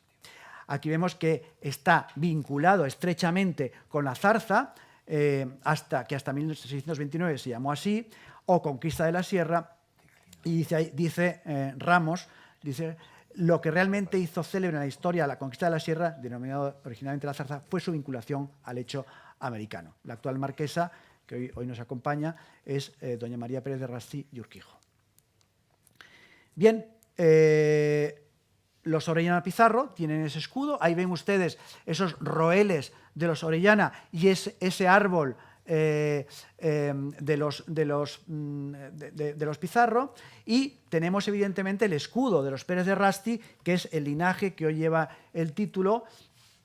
Es un linaje granadino antiquísimo, ¿no? Fueron conquistadores de Granada con los reyes católicos, y en Granada enlazan con las mejores y más antiguas familias de la ciudad.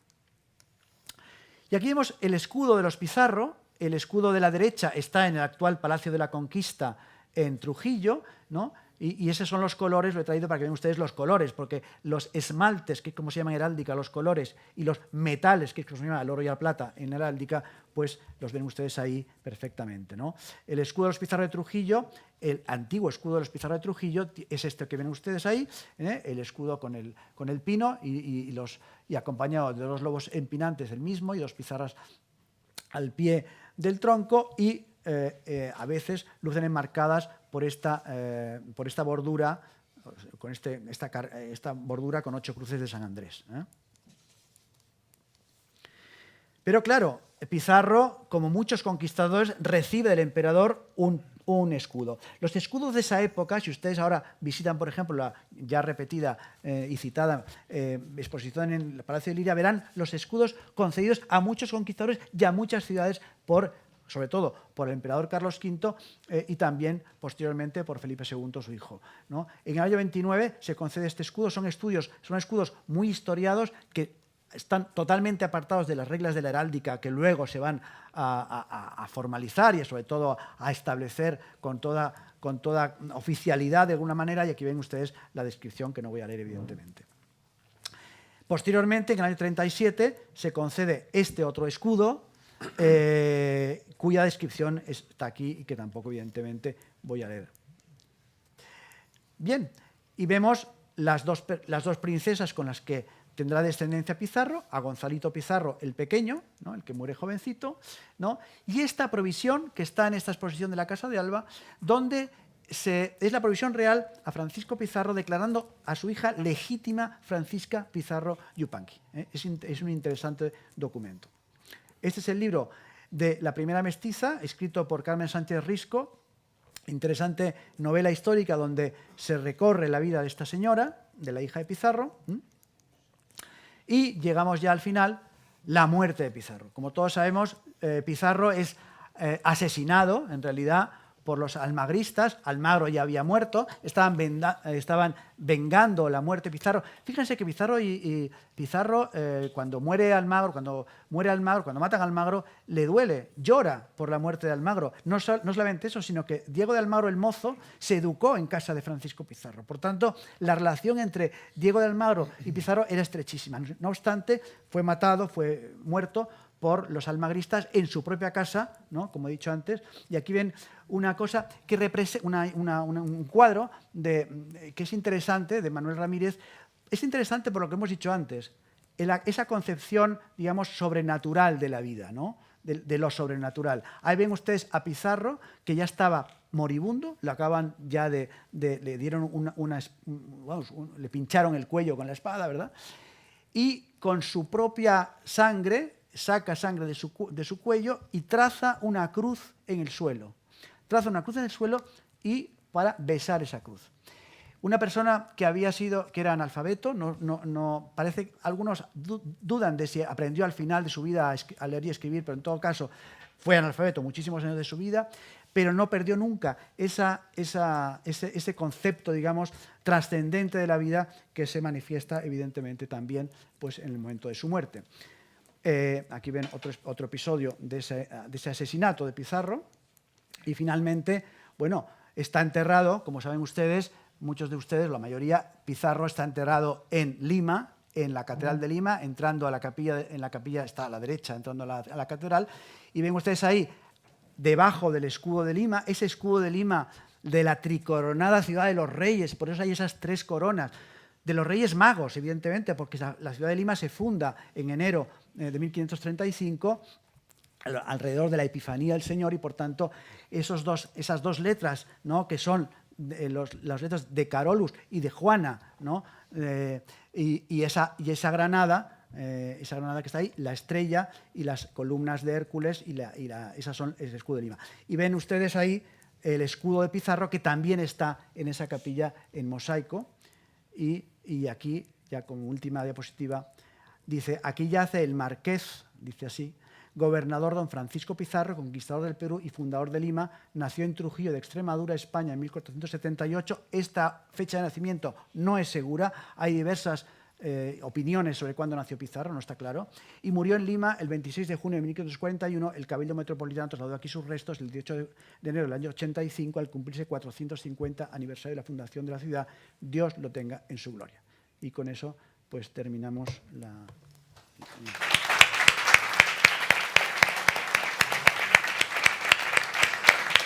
Bueno, acércate, aunque sean unos minutitos.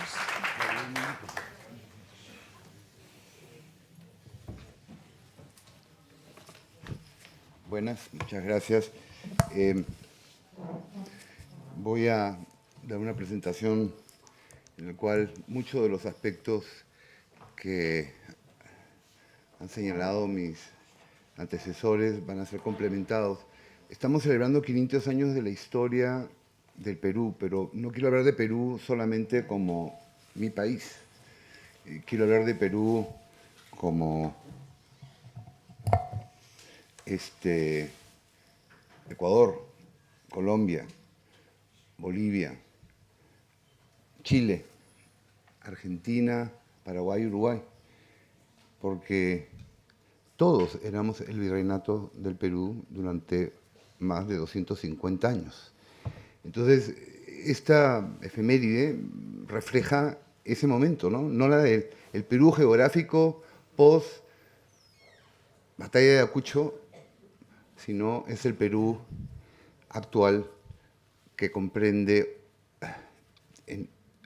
trasladado a esa época, varios de los países que nosotros conocemos. Don Francisco Pizarro, aquí está una lista de los 3 viajes que hizo en 3 momentos diferentes, y obviamente son las fechas emblemáticas a las cuales yo invito a la Casa de América a que las vayamos celebrando conforme se vayan dando.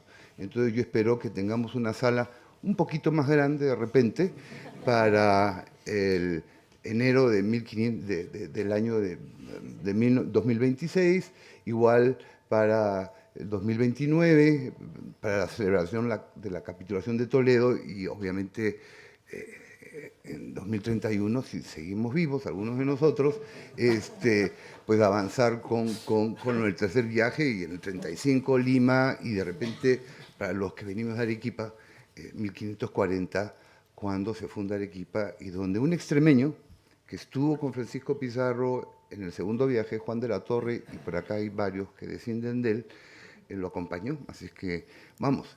Y como bien señalaba Morina y José, ¿no?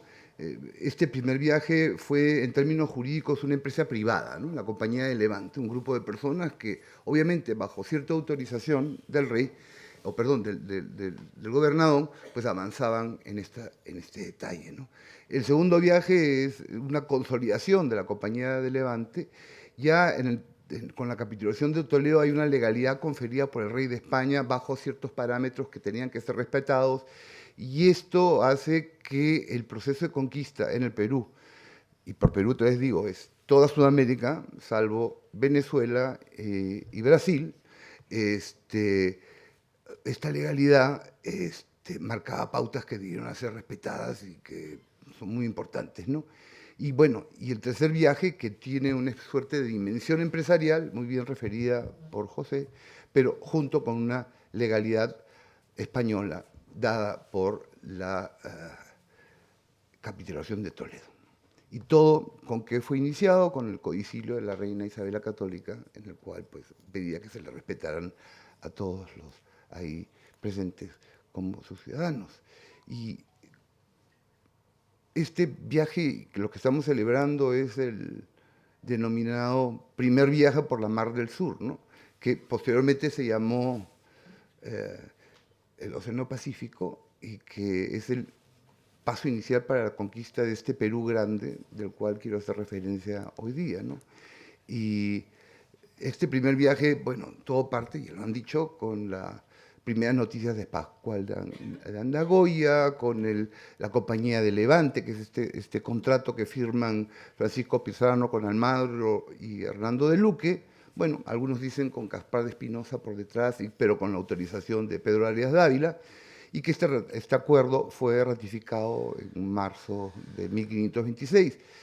Parte de Panamá el 14 de noviembre de ese año, con la autorización del gobernador Pedro Arias Dávila, hay una suerte de legalidad, a través de una nave, que por lo que estoy investigando por un libro que preparó el padre de José, la historia marítima del Perú, que habla de los barcos, en una carraca que se llamaba Santiaguillo, donde habían 102 hombres valientes y algunos naturales de Nicaragua que dicen, y acá está esta carabela pequeña, también conocida como carraca, en la cual aparentemente ellos viajaron. Esta es la ruta del primer viaje, que fue un viaje que no llega al Perú actual, sino que llega al Perú grande, que incluía Colombia, y que es cierto, no fue lo que se esperaba, fracasó, pero eso no fue óbice para que más adelante estos primeros exploradores en ese momento demostraran el coraje para seguir adelante en esta aventura, ¿no? Pero interesante porque aquí se confirmó un rumor que corría y que Pascual de Andagoya había señalado. ¿Y cuál era esto? Que existía un cacique con construcciones de piedras que estaba más al sur. Vamos para allá, pero ese es el objetivo, ¿no? Descubrieron que más allá de lo que Pascual de Andagoya había señalado, sí había tierras, y esto promovió claramente el segundo viaje, ¿no? Y quiero hacer una cosa importante, que es señalar lo que pasó con la relación de Extremadura y el descubrimiento y conquista, ¿no?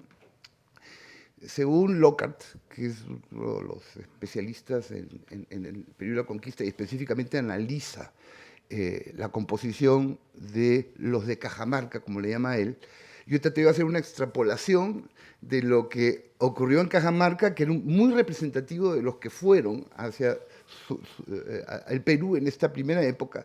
Y fíjense ustedes, el 61% de los conquistadores identificados en Cajamarca, y ahí lo traslado a todo el proceso inicial de la conquista, veo que coincides conmigo, José, eran de Extremadura, en primerísimo lugar, Andalucía y Castilla. Y de este grupo, a su vez, 33% eran extremeños. O sea, estamos haciendo una aventura extremeña del sur de España, ¿no? Los andaluces y castellanos provenían de las zonas cercanas a Extremadura. Clarísimo, no solamente eran... ¿Y de qué ciudades preponderantes? Trujillo, Cáceres, Badajoz, Maestrango, La Serena. Por cierto, catalanes había uno. A este número cabría agregar el grupo que permaneció en Piura. Y esta distribución geográfica es bien interesante porque pone en evidencia que una parte de España era la que estaba realmente involucrada en el proceso de la conquista. Probablemente por la cercanía a la reconquista, probablemente la cercanía a los puertos, no lo sé, pero esta es una aventura extremeña clarísimamente. Y fíjense ustedes, otro dato interesante es que Trujillo a comienzos del siglo XVI no era una gran ciudad en términos de población. Tenía más o menos 2.000 habitantes, ¿no? Pero los peruleros de Trujillo fueron 18, que es un número interesante porque lo gracioso es que la mayoría de los que fueron eran hidalgos y 14 eran trujillanos. Entonces, muy interesante. Y de los 131 que llegaron a Cajamarca, 35% eran hidalgos y a su vez 33 eran de Extremadura. ¿Y qué es lo que demuestra lo que han señalado ustedes? La búsqueda del honor, la búsqueda de la fama, ¿no? Interesante, una conquista de hidalgos, no creo que muy ricos, pero en la búsqueda del honor y la fama, ¿no? Y sin duda, el liderazgo fue de la familia Pizarro, en el sentido más amplio. Amadeo nos ha dado una lista de como 16 o 17 con el apellido, y esto pues pone en evidencia además que lo que ocurrió, que era una compañía, ¿no? en una forma de asegurar el contrato. Yo no le voy a hacer algo en contrario a mi primo, o a mi tío, o a mi sobrino, entonces van ahí como una manera de hacer un enforcement, dirían los norteamericanos, de un seguimiento y consolidación de una relación contractual, ¿no? ¿Y cómo lo veo yo como peruano y abogado, ¿no? O sea, fíjense ustedes, en derecho, ¿no? El descubrimiento que fue una empresa privada. La conquista bajo la legalidad de la corona, derecho también. Obviamente después vinieron las guerras civiles, la pacificación, que fue la consolidación ya de la legalidad española, que se traslada, se perfecciona con el virreinato, las leyes de India, instituciones jurídicas españolas, y clarísimamente una cosa que no hay que dejar de lado, que la corona respetó el derecho constitucional andino, a tal punto que incluso la Constitución peruana siempre ha tenido una especie de cláusula respetando los derechos de las comunidades andinas, que esto viene desde muy anterior. Por supuesto, ahora no nos respetan nada, pero en esa época sí lo hacían, ¿no? En el siglo XIX y XX, porque yo no quiero acabar la relación de Perú-España con el 9 de diciembre de 1824, sino que continúa posteriormente, ¿no? Y como abogado voy a poner un par de cositas, ¿no? Durante los siglos XIX y XX hay una continuidad normativa sustentada en el ordenamiento jurídico español, sí o sí, sin la menor duda. Una cosa muy graciosa, leía, el Código de Comercio peruano, ¿saben cómo se adopta? Ley peruana. Incorpórese el ordenamiento jurídico peruano, el Código de Comercio de España, 1853. La Ley de Sociedades Mercantiles peruana de 1970 o 68 es exactamente igual a la ley española. Y mi área de especialización, el derecho de competencia, las dos leyes magistrales, esta importante área del derecho que tiene por objeto preservar el libre mercado, la economía, con función social, son prácticamente, no lo decimos copia, está muy inspirada en la ley española de esa época. Entonces, esta relación jurídica española peruana no se rompe, digo, ni se acaba en 1824, sino que yo creo que se ha ido consolidando a su manera, de una manera diferente, pero permanente y constante, a tal punto que, fíjense ustedes, tenemos un acuerdo comercial con la Unión Europea y sus Estados miembros, que incluye a Perú, Colombia y Ecuador, el Perú grande, ¿ok? Porque no hablamos de Perú, el territorio actual, es un Perú más grande, que fue ratificado en diversos momentos por diferentes de nuestros países, pero que se logró gracias y principalmente al apoyo de España para que el Perú, Colombia y Ecuador tuviéramos un tratado de libre comercio que nos da riqueza y apertura de mercado. Entonces, este cariño, esta relación jurídica se da desde 500 años y sigue. Entonces, ¿cuáles son los conceptos que nos vinculan como consecuencia de toda esta historia? Hay una palabra que me encanta, que es hispanidad, y obviamente mestizaje, no podemos dejarla de lado, pero yo no quiero hablar de mestizaje como un tema racial, única y exclusivamente porque eso ofende. Es un mestizaje que tiene muchísimos más aspectos y que también puede resumirse como también integración, ¿no? Entonces, para mí, hispanidad, mestizaje, integración, es lo mismo, son sinónimos, ¿Por qué razón? Porque creo que tenemos una visión del mundo y valores compartidos. Hay una globalización en ese sentido. Y esto es para 500 o 600 millones de hispanoamericanos. Somos parte de una misma civilización, porque yo creo que la civilización española es una civilización, igual que existió la romana, la griega, la egipcia. Bueno, hay una civilización que es la española que hasta ahora existe. Atomizada en países, pero como una unidad. ¿Y por qué razón? Porque tenemos la misma religión, porque tenemos una cosa maravillosa que es pasearnos por muchos países y hablar el mismo idioma, con acentos diferentes, pero el mismo idioma.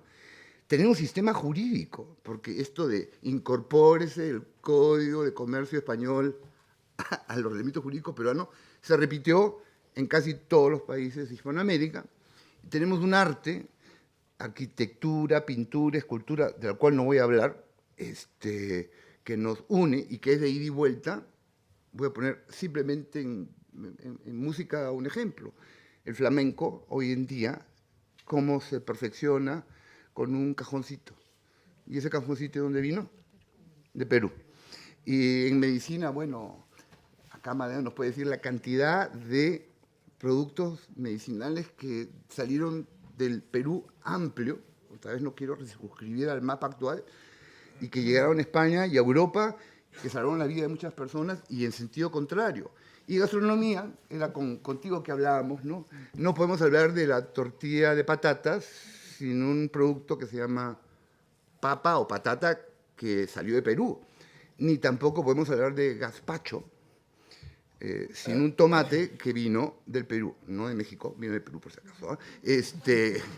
Y obviamente lo continuamos con una cosa maravillosa que es la integración económica, que espero que, dejando de lado revanchismos y dejando ideologías, siga proyectándose. Ese es un mensaje positivo, porque yo creo que desde el día 14 de noviembre de 1524 se inició un proceso que nos enriquece mutuamente y que sigue creciendo y perfeccionándose de manera ininterrumpida. Muchísimas gracias.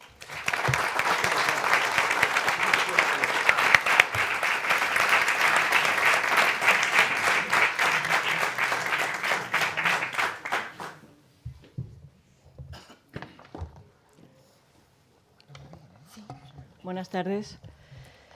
Quiero agradecer al director general de la Casa de América, don León de la Torre, su sensibilidad y empeño en la celebración de este acto, así como la colaboración de la Academia Nacional de la Historia del Perú, la Universidad Tecnológica del Perú y la Real Academia Matritense de Heráldica y Genealogía. Gracias porque hemos podido disfrutar del altísimo nivel de la mesa redonda en la que han participado el vicepresidente, don José de la Puente Brunque, el decano, don Luis José Díez Canseco, el académico, don Amadeo Martín Rey Cabieses, y la profesora, doña Armorina Villarreal. Como descendiente de Francisco Pizarro, quiero darles mis más expresivas gracias por este acto de reconocimiento. En su libro Armas, Gérmenes y Acero, Jared Diamond se preguntaba por qué Pizarro había conquistado el Perú y no había sido, en cambio, Atahualpa quien conquistara Toledo.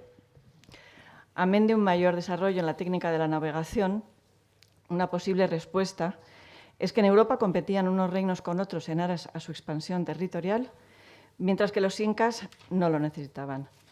Pero además, Pizarro encontró un apoyo fundamental en la corona, que favoreció desde el primer momento el mestizaje entre los españoles y los naturales de tierras americanas. Un mestizaje que encontraría siglos más tarde acomodo en nuestra primera Constitución, la de Cádiz, que habla de españoles de ambos hemisferios. Esta labor insustituible de la corona como símbolo de unidad y permanencia y garante de la cohesión social y territorial continúa teniendo capital importancia 5 siglos después de los acontecimientos que estamos conmemorando. No encuentro palabras que expresen mejor la empresa de Francisco Pizarro que las recogidas en el decreto emitido por el presidente Manuel Prado Ugarteche en 1941, cuando la calificaba como portadora al Perú de la civilización europea, de la lengua y la religión, elementos esenciales de nuestra nacionalidad, colonización ampliadora de la cultura hispánica y continuadora expansiva de la indígena. Cuando en estos días el Instituto Cervantes ha difundido que el español es el segundo idioma más hablado del mundo con más de 600 millones de parlantes, no puedo por menos que pensar en la contribución de Pizarro y del Virreinato del Perú a este decisivo logro. El relato del descubrimiento nos habla básicamente de gestas bélicas y campos de batalla, es decir, de hombres. Pero esta historia fue mucho más que un mero episodio militar. El encuentro de ambos mundos dio lugar al desarrollo de una sociedad en continuo proceso de aprendizaje y de integración. De la fusión de ambas culturas nació una identidad mestiza en la que la figura de la mujer, tradicionalmente obviada por los cronistas, jugó un papel muy importante. Durante los siglos XVI y XVII, las mujeres participaron activamente en la transformación y el crecimiento de esa nueva comunidad mestiza con aportaciones muy relevantes que dieron lugar a la diversidad cultural de la que hoy gozamos los pueblos hispanoamericanos. Así, mientras en los primeros momentos los hombres, tanto incas como conquistadores, ocupaban el tiempo en luchas fratricidas, las mujeres comenzaron a tejer una sociedad integradora, conciliando culturas y hermanando costumbres. Y seguramente esta fue la auténtica conquista, la que hoy perdura. Ejemplo muy ilustrativo de la aportación femenina en el período virreinal son el conjunto de mujeres encomenderas, de origen español, inca, mestizo y criollo. Todas ellas demostraron una determinación digna de admiración en su lucha por mantener y defender sus intereses patrimoniales tanto en ámbitos sociales como en los económicos e incluso en los políticos. El virrey Francisco de Toledo las definió como mujeres ricas y libres, con el fin de crear un clima de suspicacia en torno a ellas. Posiblemente ello explique el permanente olvido del papel de las mujeres en aquel momento de la historia. Y también sea probablemente esta la razón por la que siempre se ha hablado de los Pizarro, pero casi nada se sabía, por ejemplo, de su hija mayor, Francisca. Una mujer con una personalidad arrolladora y una vida fascinante que encarna a la perfección el ADN del mestizaje. Hija de Francisco Pizarro y de la princesa inca Quispe Sisa, a su vez hija del último gran emperador inca Huayna Cápac y hermana de Atahualpa y de Huáscar, emprendió junto a su tío y marido Hernando la construcción del Palacio de la Conquista en el Trujillo extremeño, empresa que tuvo que finalizar en solitario al quedar viuda años antes de poder concluir las obras. Y es en ese palacio donde ella reivindica con pasión su doble origen. La decoración del palacio, tanto en su interior como sus fachadas, está lleno de alusiones a la cultura inca, llegando a incluir a cada lado del famoso balcón de esquina los bustos en piedra de Hernando, su marido, Francisco, su padre, Quispe Sisa, su madre, y de ella misma. Y es precisamente en ese palacio donde mañana la Junta de Extremadura ha organizado un acto de conmemoración de aquel primer viaje de Francisco Pizarro al Perú, acto que será retransmitido a través del canal de YouTube de la Fundación Extremeña de la Cultura y que será proyectado a su vez en una gran pantalla en la plaza del Teatro Municipal de Lima. Allí estaremos y allí cruzaremos una mirada cómplice con los rostros sin duda complacidos de Francisco, Hernando, Francisca y Quispe Sisa. Muchas gracias.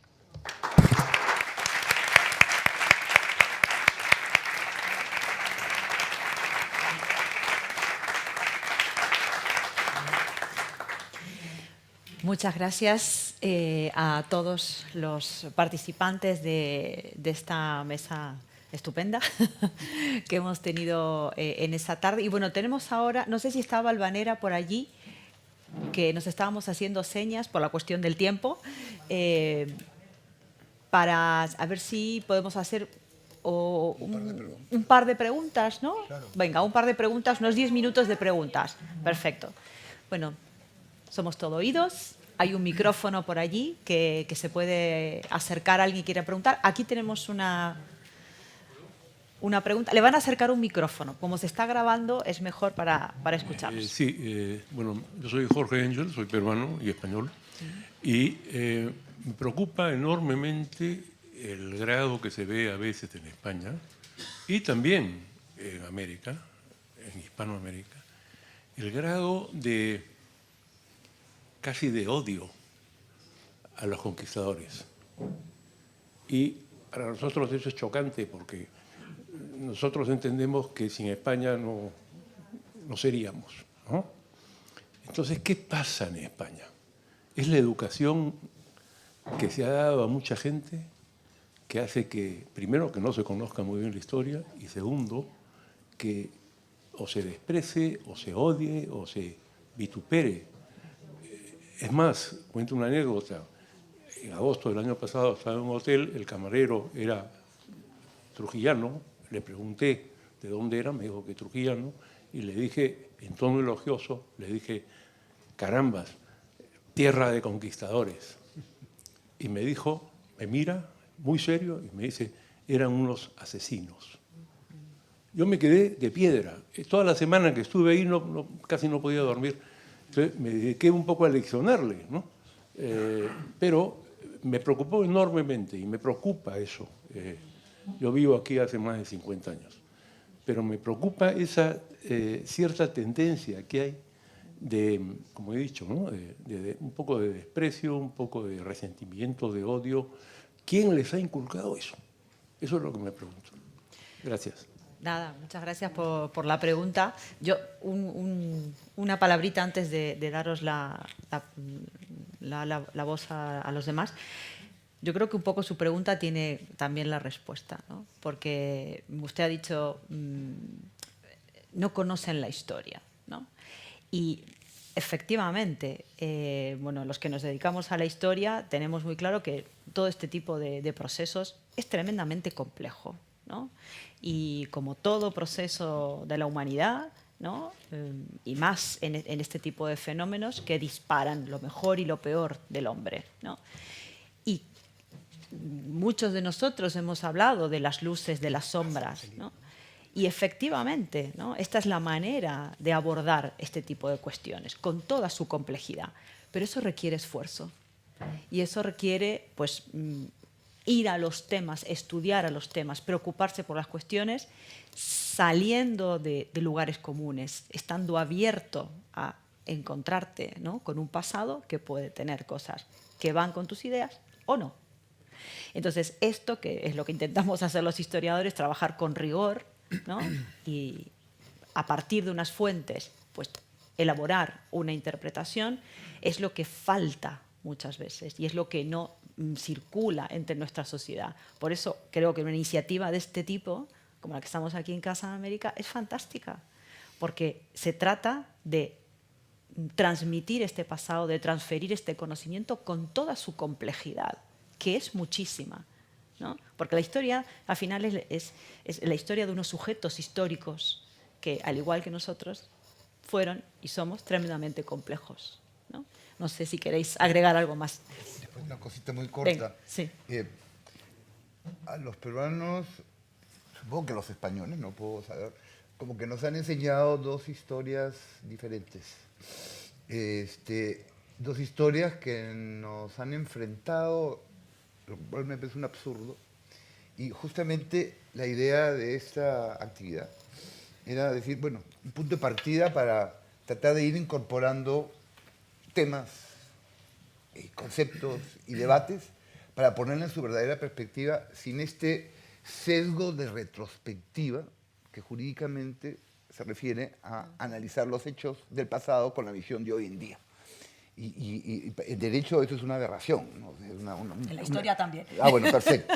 Entonces, bueno, tratemos pues que esa aberración del sesgo de retrospectiva quede marginada y que sea un punto de partida para la parte peruana, el Gran Perú, que incluye a todos los países a los cuales he hecho referencia, puedan retomarse este tema y valorarse y analizarse con rigurosidad. José. Una cosa muy cortita sobre tu pregunta. En realidad, dices qué pasa en España. Bueno, yo voy a decir lo que comentó en este mismo salón a inicios de octubre Carmen Iglesias, la directora de la Real Academia de la Historia. Aquí tuvimos una reunión de academias iberoamericanas de la historia, entre Trujillo precisamente y Madrid. Y ella empezó su intervención diciendo que cada vez se estudia menos historia. Entonces, obviamente, entre que no se estudia historia y, por otro lado, como decía Morina, lo que los historiadores concluyen muchas veces tarda mucho en llegar al imaginario popular, por decirlo de alguna manera, ¿no? Entonces, efectivamente, muchas veces perviven visiones anacrónicas o visiones incorrectas, digamos, o que no concuerdan con las investigaciones, ¿no?